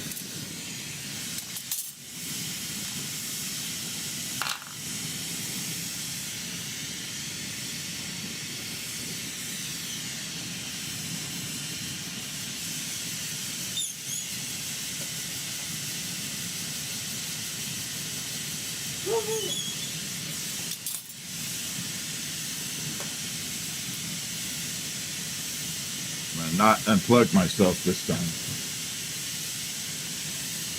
Yeah, that one came out pretty neat. I got to move a few things around in the kiln though real quick.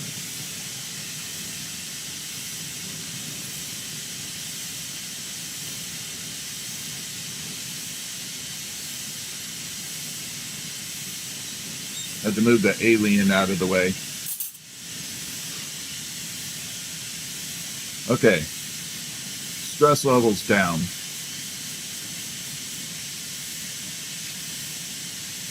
Stress level is down.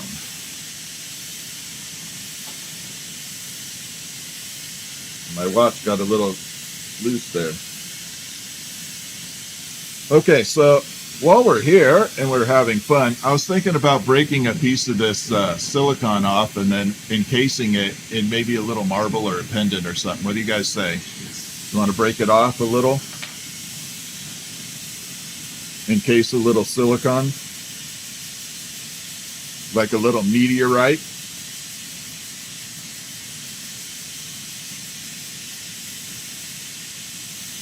Yeah, I definitely need some aloe.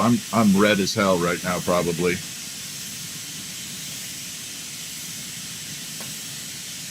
I need water.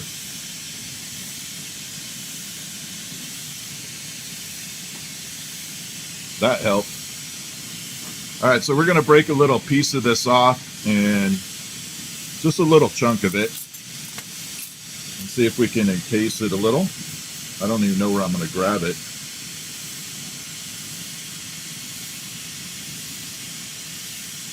I don't know if I can get this one. I may have to hammer it later. I got another one right here. Maybe I can break this off a little.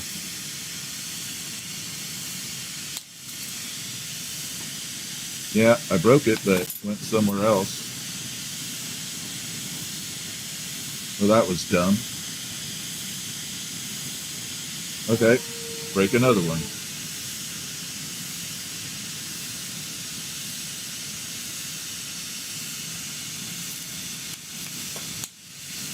There we go.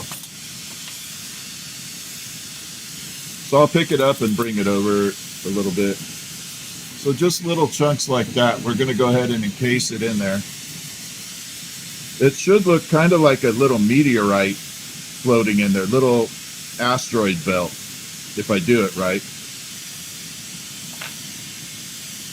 We're going to go ahead and do that. Let's use a little bit of that UV blue with it too.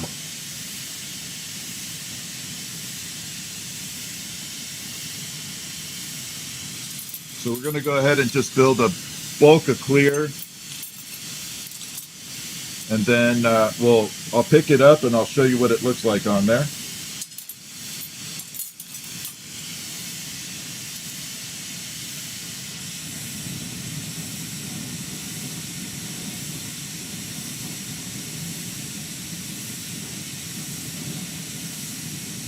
So it should look like little meteorites floating in there. We'll use a little bit of the UV blue for a background on it.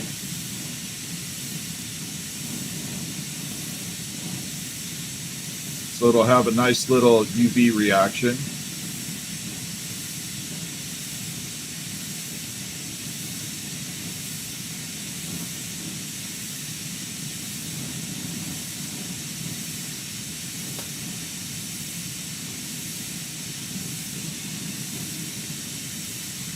So I'm going to make a big blob of clear. I'm going to come over and smash it down onto those little bits. We'll pick it up. And then once I pick it up, we'll encase it in clear, and that will actually create a magnification. So the little chunks will look a lot bigger.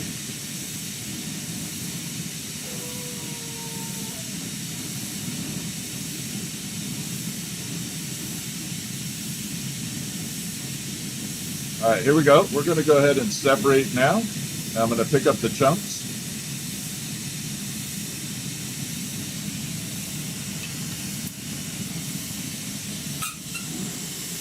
And then I'll bring them over to the camera. You should be able to see them in there.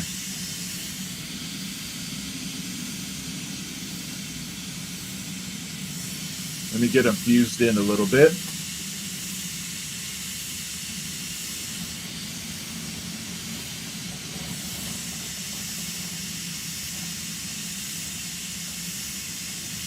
So this is pure silicon from like when you make computer wafers or chips.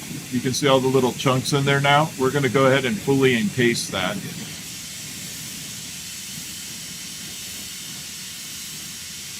And they look like little meteors in there. I did order obsidian and tektite and moldavite. So we're going to also incorporate some little meteorites, and I'm going to melt obsidian and see what we can do with that too later this week as soon as I get it.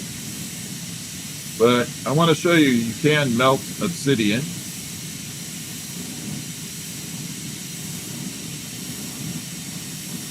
We'll make it into something kind of funky maybe, if I can.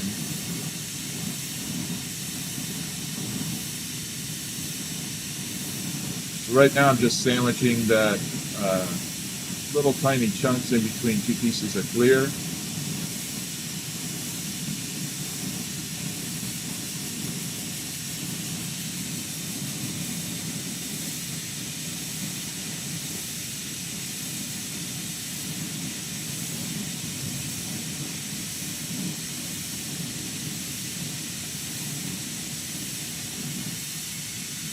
It takes a little bit of work to do this.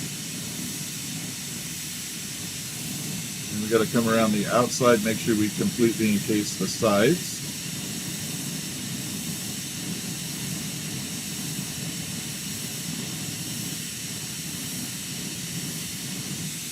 Back to the middle.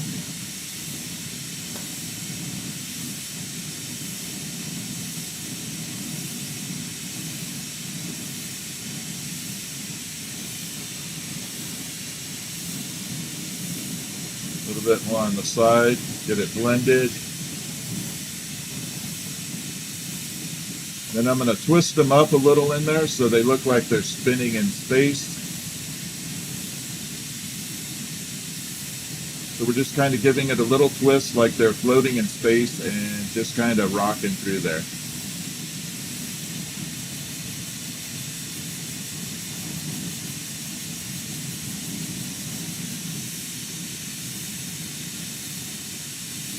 There we go. A little bit more on that end.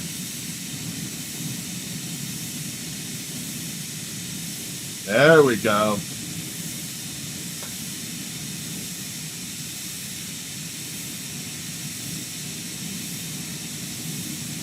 That's what I'm talking about right there.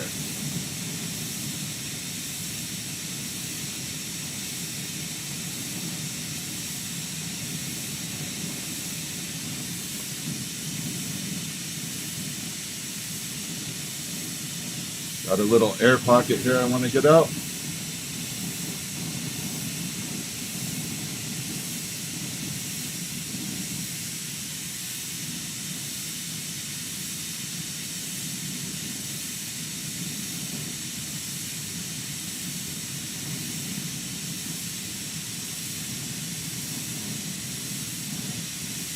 All right, so we're going to go ahead and grab some of the UV blue, put it on the back end of it.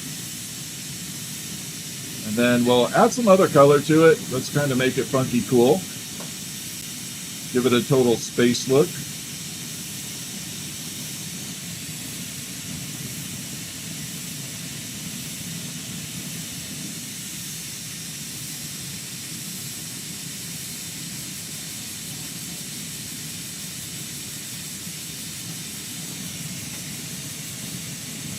Janae, thank you very much on TikTok. Thank you.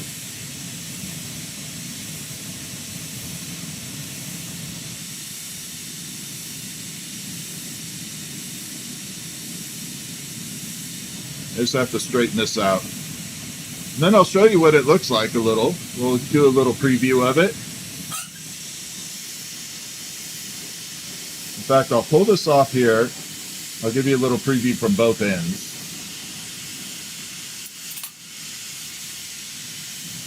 Let me get it rounded out just a little.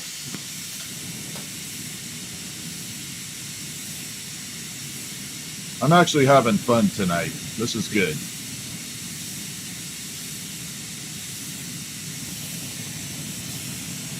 Ooh, that's hella hot.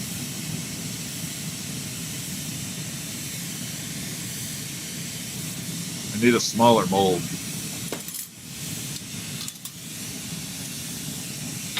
I need that one.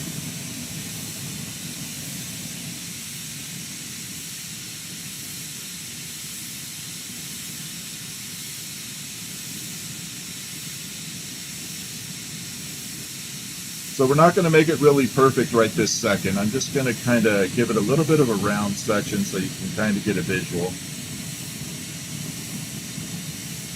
It's got a lot of color to add on to it, and clear, magnification.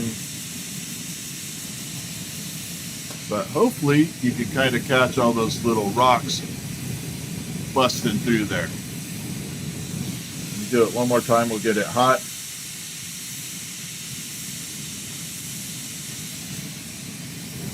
There you go. So just little space rocks running through there.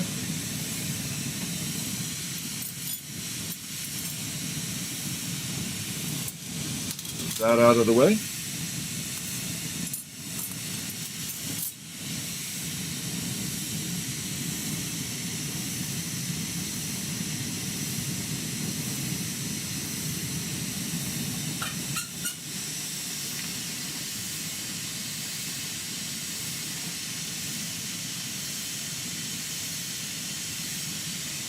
Now, as I add more clear to the end, it will get, the little rocks will get bigger from magnification.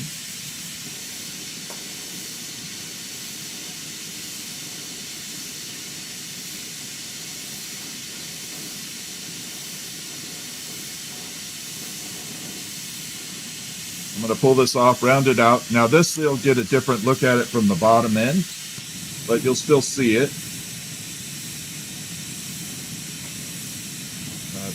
Do this side so you can actually see it.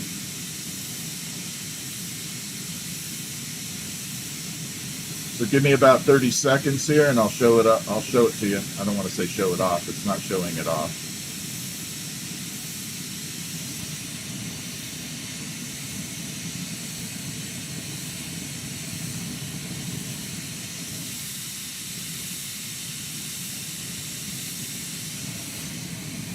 There you can see all the little chunkies in there. You can see it from the side. But yeah, it definitely has the little silicon chips in there. They're going to get a little shinier as they cool down. And we're going to add the UV blue on there. So the UV blue, I'm just going to set that there. This will be behind the marble like that. See that bright blue? So that's going to back behind it under a UV light.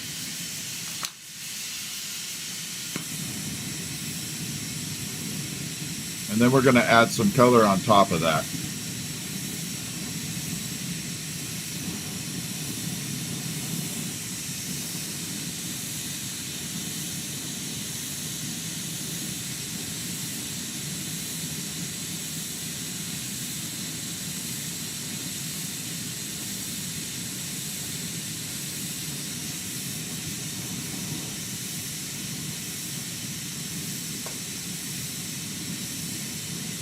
Here we go, we're pushing it all together now.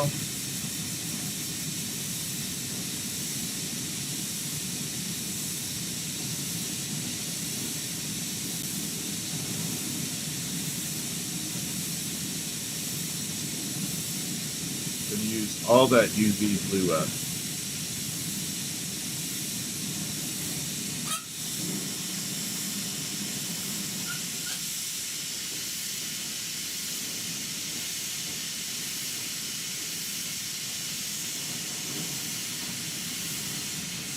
There we go. Let's get that melted in there. I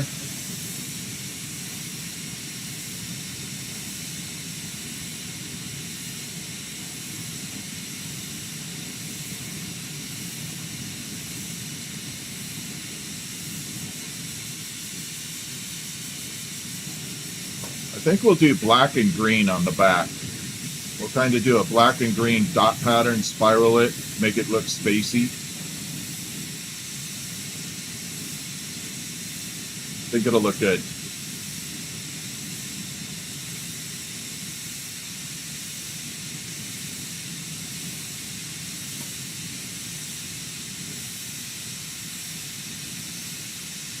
So I'm going to bring it sideways. Once it cools a little bit, you'll start to see the little rocks floating around in there. Give it a second. Needs a minute. And hopefully you got it now. You can see them just kind of floating around in there like that. Okay, let's do some black and green. We're going to use we're going to do green first, then black. And we're going to kind of give it a spacey look.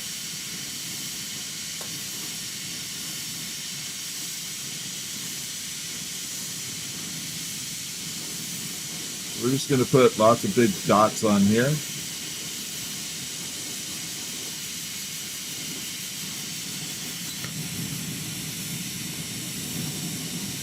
They don't have to be perfect because I'm going to spin it around.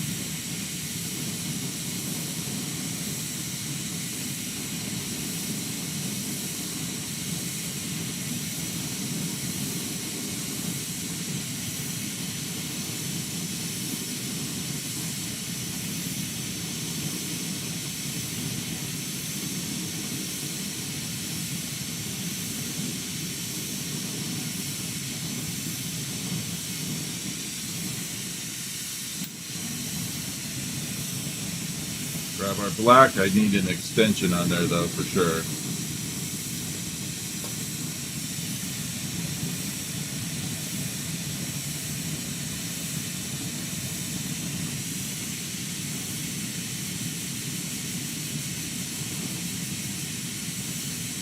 I think Ghosty's here. I had a piece of glass moving. Oh no, that was me doing it, not Ghosty.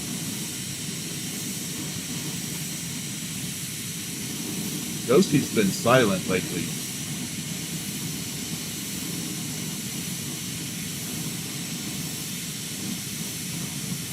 If you're not familiar from my stream, I'm dead serious. I do have a little ghost in here that creates a little mischief every once in a while.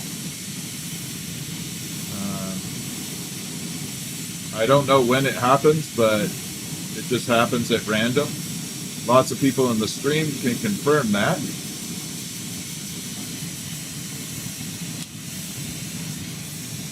And there we go. So these are just random little dots placed on here. We're going to superheat it, use a clear rod, and spin it up. And it should look like a little galaxy when we're done.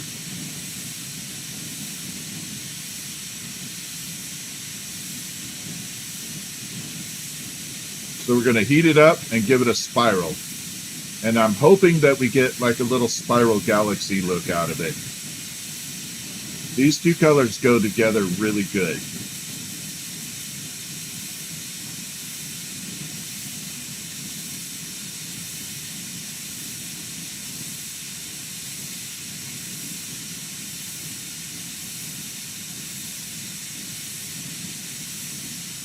Someone's going to be very happy with this one when it's done. All right, there we go. We're going to take that and just start spinning it around.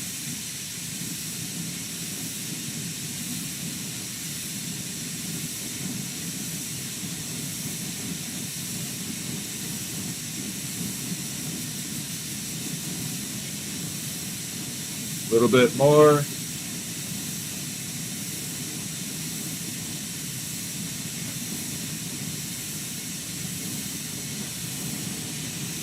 All right, we're going to pull this off, and I'll bring it over. While it's hot, you can definitely see the spiral. You won't see the colors, but you'll definitely catch the spiral. This is like my favorite part. This is my favorite part right here. Let me get it warmed up. I'll bring it over. It's going to look very, very bright, and then as soon as it cools a little bit, you're going to see the spiral warm up. Just give it a second.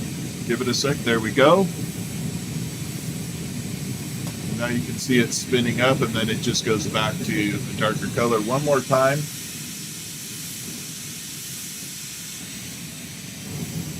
And it just happens for a minute, for a few seconds.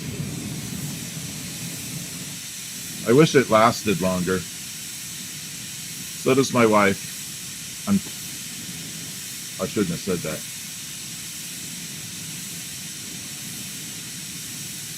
Never mind, I didn't say that.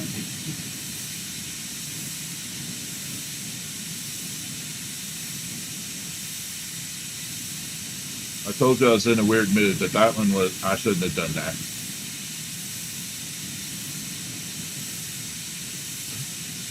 Gotta admit it was funny though.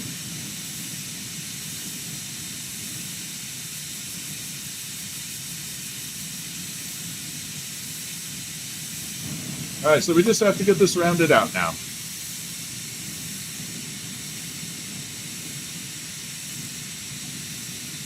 Yeah, we're starting to get the smoke from the Spokane fires coming here. Tomorrow's going to be hard to stream. I feel bad for everybody in Spokane. I have a lot of family there.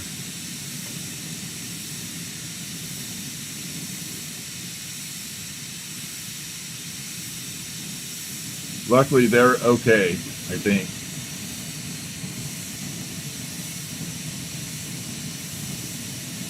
I don't know how controlled the fires are right now. I don't know if they're like contained or not.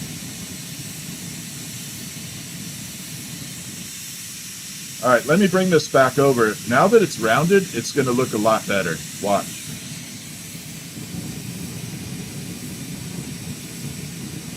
a second. Oh, don't fail me. Oh, it didn't show it as well. Damn it.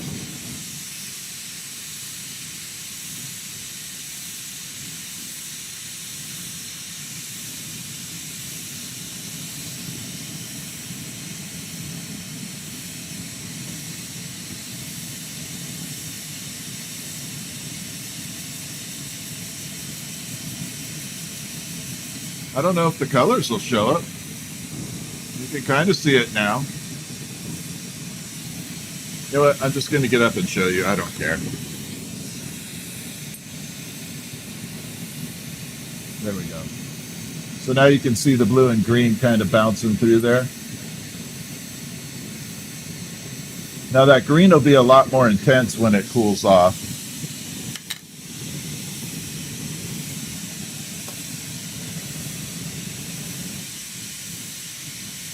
Once the green cools off, it'll be more green. Right now it kind of has that hot spot on it, so it doesn't show exactly the way it will when it cools.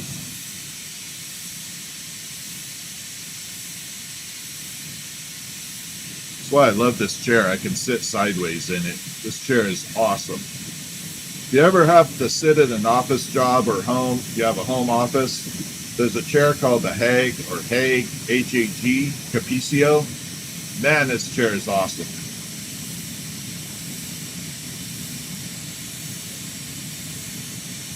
I love this thing. You can sit like in 5 different directions on it.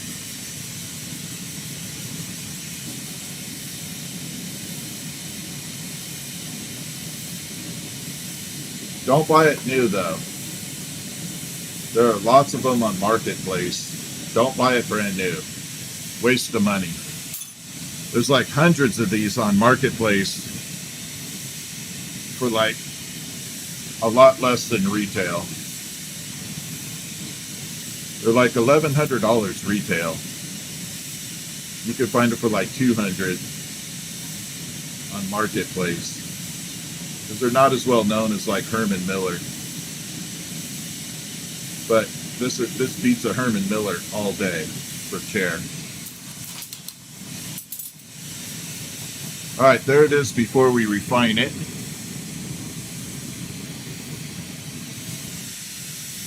So yeah, I can kind of have it sitting sideways and just relax.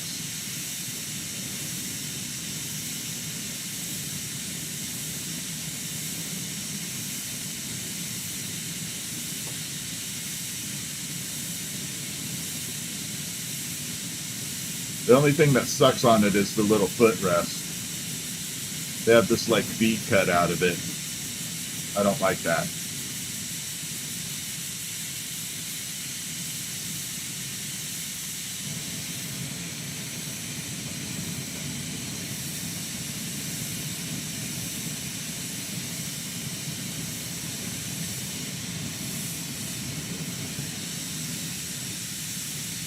Yeah, that's comfy.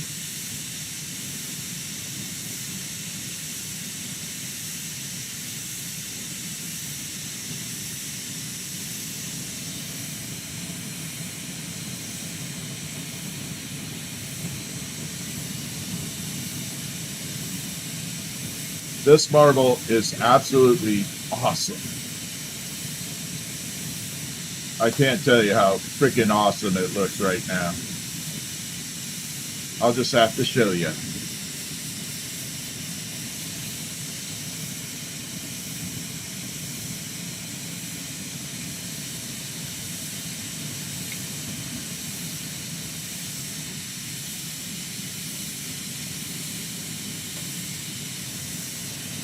I think we're pretty good. So I'm going to bring it over. Hopefully we get a little vision of the visual of the rocks in there.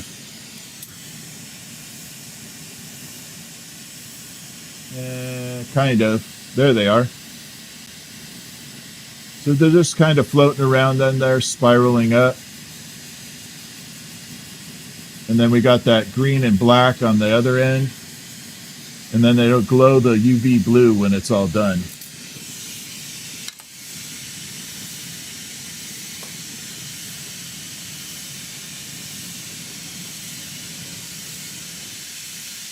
Now we're going to use Dragonfly's marble holder. If you're a glass blower and you don't have one of these, you are missing out. Dragonfly Creation. You are missing out without it.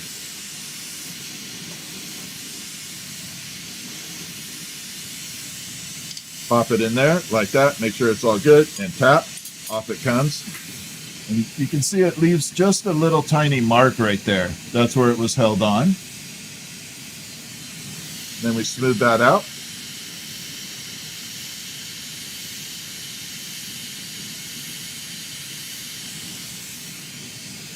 And there's our little rock. Ooh, now you can see them. Yeah, there they are. Floating from the side. Oh, there we go. Good view right there. Little space rocks. I should, Groves.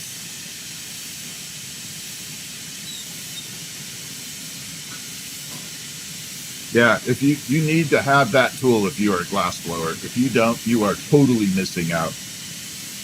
And I can tell you, Dragonfly makes amazing tools. All right, so I have, this is the question and answer phase. So if you have questions on glass blowing, how to get started or anything, let me know in the chat and I'm happy to answer questions. Fire away. I'm all yours. I need to take a break anyway for a second. Yeah, definitely custom tools. Oh, good question. Are those special glasses? Yes. Let me show you exactly what they do. I'm going to grab a little bit of a chunky rod. Somewhere around here. Oh, here we go. So I'm going to turn the flame up just a little bit.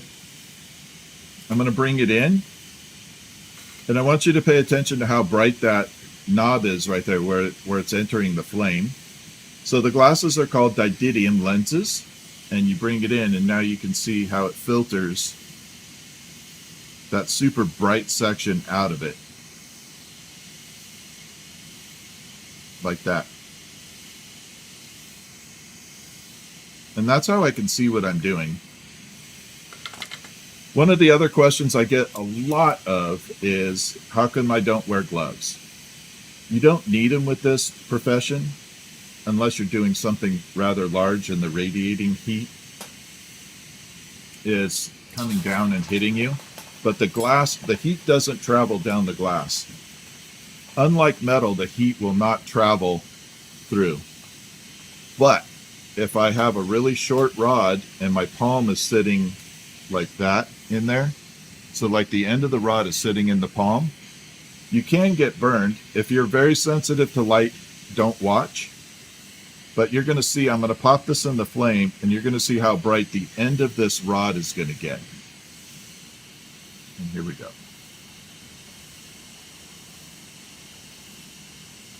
And that's what will burn you. That little bright spot right there. Like that.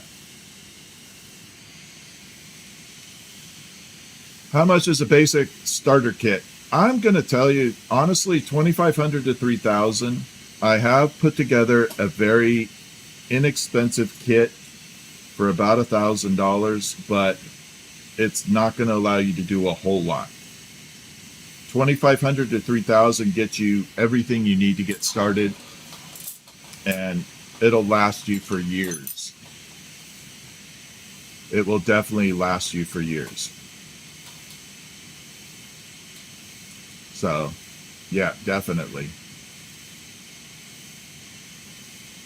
I started, 32 years ago. Yeah, 32 years it's been for me. It's been a while. And then the glass addiction begins. Yeah. So one of the things that happens is you start getting addicted to this stuff and you start liking every single color on the planet, and you keep investing in color and you can't stop. Then before you know it, you have 60 different colors at, anywhere from $35 to $180 a pound. It definitely gets up there. Yeah, the wind chimes are done.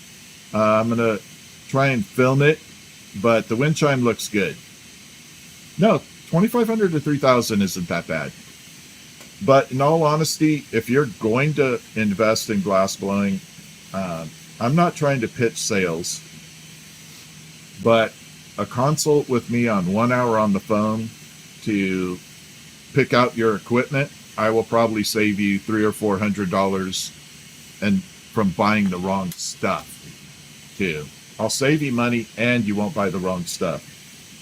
But like, I got this in a studio buyout. It doesn't look very good right there, but I'm gonna shine the light on it. And you just start finding colors like that. Look how sparkly that is. I have no idea what color that is. Now I'm obsessed with trying to find it.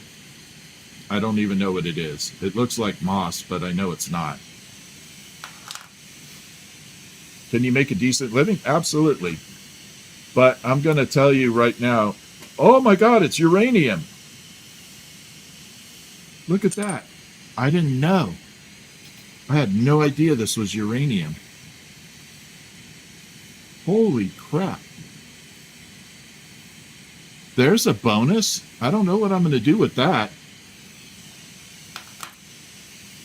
I can't show the wind chime right now. It's not like completely assembled where I can hang it and show you right now. Oklahoma, welcome in. Good to see you. But yeah, you start spending a lot of money on tools and equipment and glass, and yeah, it doesn't stop. I've got minimum of 100,000 sitting in my studio, but that's over 32 years too.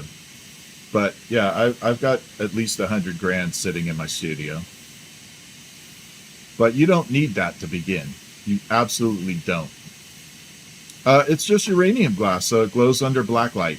It's just kind of a funky little side deal. I'll put this here next to the blue. So this one is a newer color that I also got in the studio buyout. And it's blue. You can see that blue glow to it. It's really kind of cool. And then there's the uranium. I would like to combine the two, but I'm afraid that the uranium would overpower the blue and you wouldn't really see it. That's the problem with it. Yeah, it will definitely... Will the alien glow? No. No, the alien will not glow. I did not make it out of uranium. If it was uranium, it'd be like triple the price. There's a lot of glass in that thing. I got these on a studio buyout. Guy sold me the entire studio and, well, kind of what was left of it. I really just wanted the kiln. So I bought the kiln. I got a new kiln. It's used, and that's what I recommend. But it's double the width. So I want to be able to use the kiln for making the new knife, the new dagger. So we're going to redo this guy. Make sure I don't unplug myself again. So I'm going to remake this with, as I make a mess. So I'm going to remake this this year, but instead of the claws coming off, we're going to pull wings, have gigantic wings. But yeah, we're going to remake that dagger. There's the dragon head on it, like that. And then there's the dagger part, like that. So I'm just knocking everything over.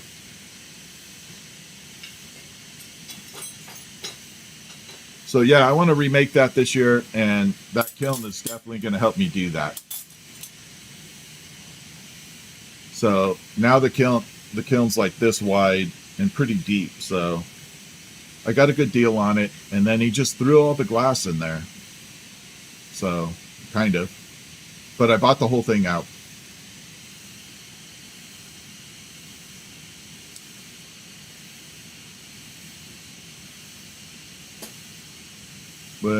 So as someone who deals with severe ADHD, where to start glassblowing? What is a good piece of advice you would give me to help out in the longer push? Honestly, if you are having trouble focusing, I would say listen to an audiobook while working. Find something that you really, really like to listen to, and listen to an audiobook while working. I did that for the longest time.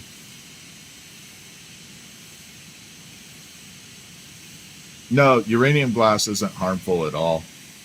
Yeah, it's not harmful. Good night, Bea. Yeah, the two would make a good marble. Let me turn this down a little bit. I'm just wondering. I worry that the uranium glass would overpower the blue, and you wouldn't see the blue because uranium is very bright. So if I was going to start glass blowing, though, I would not make anything 420 related. That industry is literally dead in the water. If that's what you're going to get started with glass blowing on, I wouldn't recommend it. It's flooded, it's oversaturated, and people drove the prices to like where you don't even make money at it. So I would not start glass blowing if you're looking to make anything 420 related. It's just that market's over.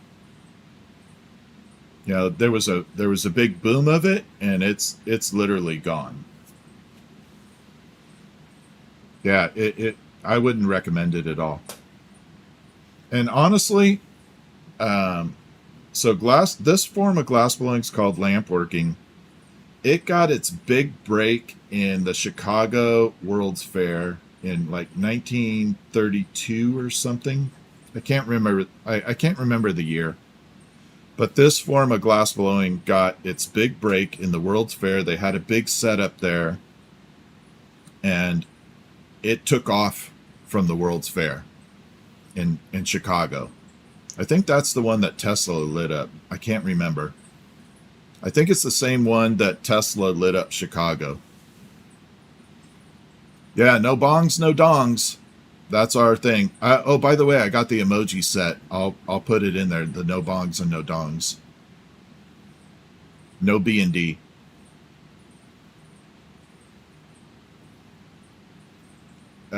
Is it good to go with a company where you have to let them? No, don't auction. I'd never auction like that. No. No, no, no, no. You know, first of all, build your own website. Etsy sucks. I hate Etsy now. Because they're just flooding with crap. Build your own site. I don't care what form of social media, even Facebook is better than trying to go through Etsy. Build your own network and be in control of your own products. Don't depend on anyone to sell your product.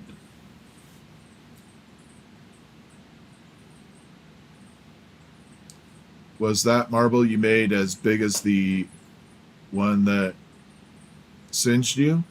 No, probably not. It was big, but not the one that singed me. The one that burnt me, even with the apron on, was like 4.5 inches. It was like this big. It was a big ass marble. I'll never make it again, ever. I'll never make that marble again. Too big. It hurt. It literally burned my chest through Kevlar.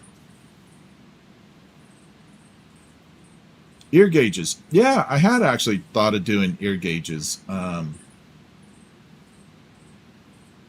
I have a tool that measures the ear gauge perfectly. But I'm always worried that someone's going to get like 1 millimeter off. They have to be super, super precise. And if I had a lathe, I would do it. But without a lathe, I wouldn't feel comfortable. But yeah, ear gauges would be really, that's a good market, to be honest. Ear gauges would be a good market. I like functional, so I like making things that have a purpose, and even sculptural, but blown glass pens or functional other than 420 market.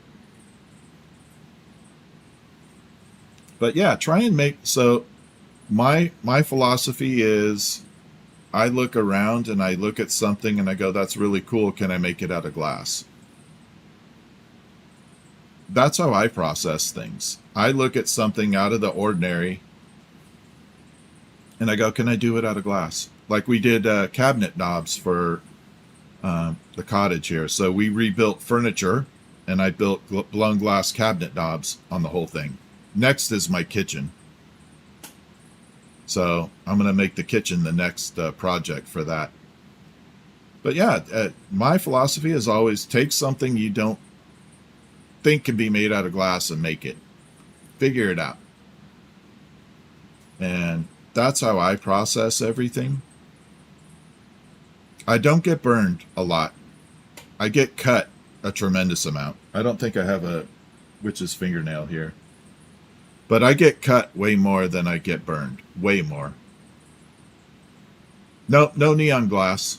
Neon's really hard. It's a different form of glass too. Neon is a tricky business. I don't know how viable it'll be in the future.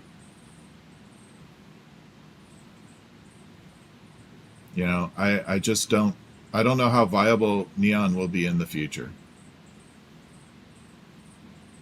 Yeah, lots of questions. I love questions. I love answering questions because I want to promote the business as far as the industry. I'm not going to be around forever. I hope it continues. That's part of what's cool on YouTube. Even after I croak, someone could come and watch something. Kind of like Bob Ross. I still watch Bob Ross. I think Bob Ross is awesome. So yeah, I think this industry will last quite a while. It'll be a long time before AI comes out and does a 3D printer for everything that you can create as a human. So I feel pretty confident I'll be able to retire before AI does it. I'll never fully retire, but yeah. Bionic glassblower, right? No kidding. But yeah, I don't want to say it's AI proof, but it's definitely an industry you can do where it's going to be a while before AI, A, is able to do it, and B, it's going to cost a lot of money for someone to figure out how to do glassblowing in AI, and the trade-off really isn't worth it right now. Thank you, Dragonfly. Jace is awesome. So Dragonfly said Jace, her grandson, tries to teach his brother. He's a youngster, cool as hell. Saw the famous glass museum in Seattle. Yeah, that one's pretty cool. If you want to see the best glass in the world, though, go to the Harvard Botanical Garden website and look at the Harvard Botanical Gardens.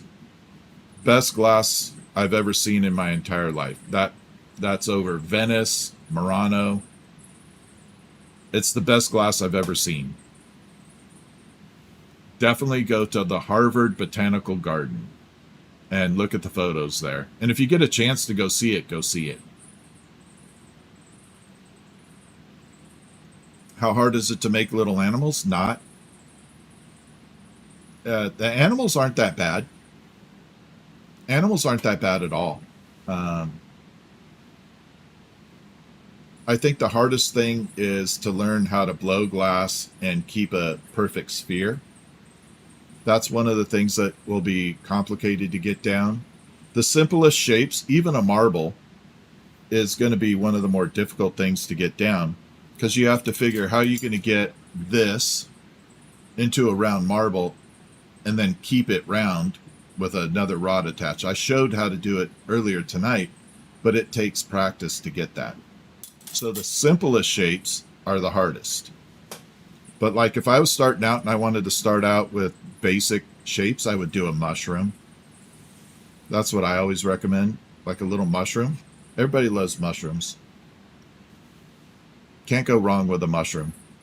That's like the first thing I would teach. My very first item that I learned to make that was sellable was a hummingbird.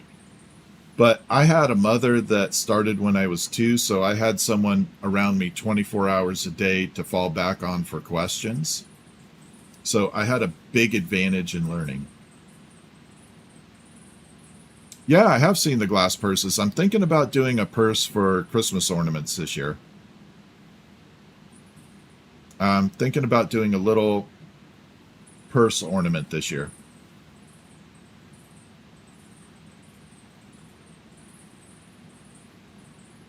Oh, you can use a big... So the big oven that you're talking about is the big furnace. So that is called offhand glass blowing, where your hands are never in contact with the glass. This is lamp working, and your hands are always in contact with the glass.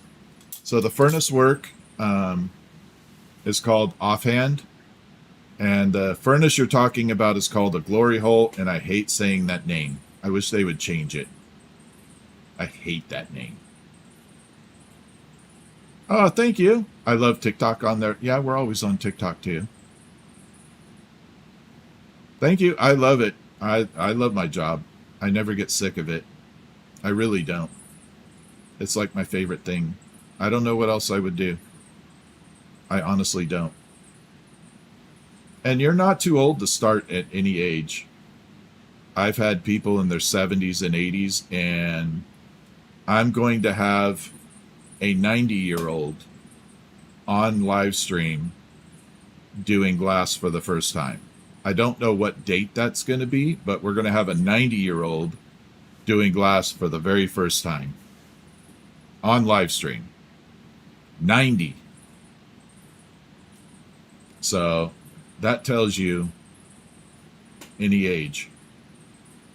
So yeah, 90 years old, going to be doing it for the first time. That's going to be kind of cool. That'll be a fun experience. And we'll be doing it on live stream. We're going to do it live. So you'll see 90. That's going to be a trippy experience. So I better do it soon, though. Kind of. All right. I think that's it for me for the night. Thank you guys for asking questions. I enjoy answering questions and ending the stream kind of calming down a little bit. So it's very helpful for me. Hopefully you don't mind me sitting here chatting about glass. Yeah. Wrist weights. Yeah, you can steady your hands that way for sure. So I'm going to take off. You guys have a good night, and thank you for hanging out with me. I appreciate it, and we'll see you tomorrow.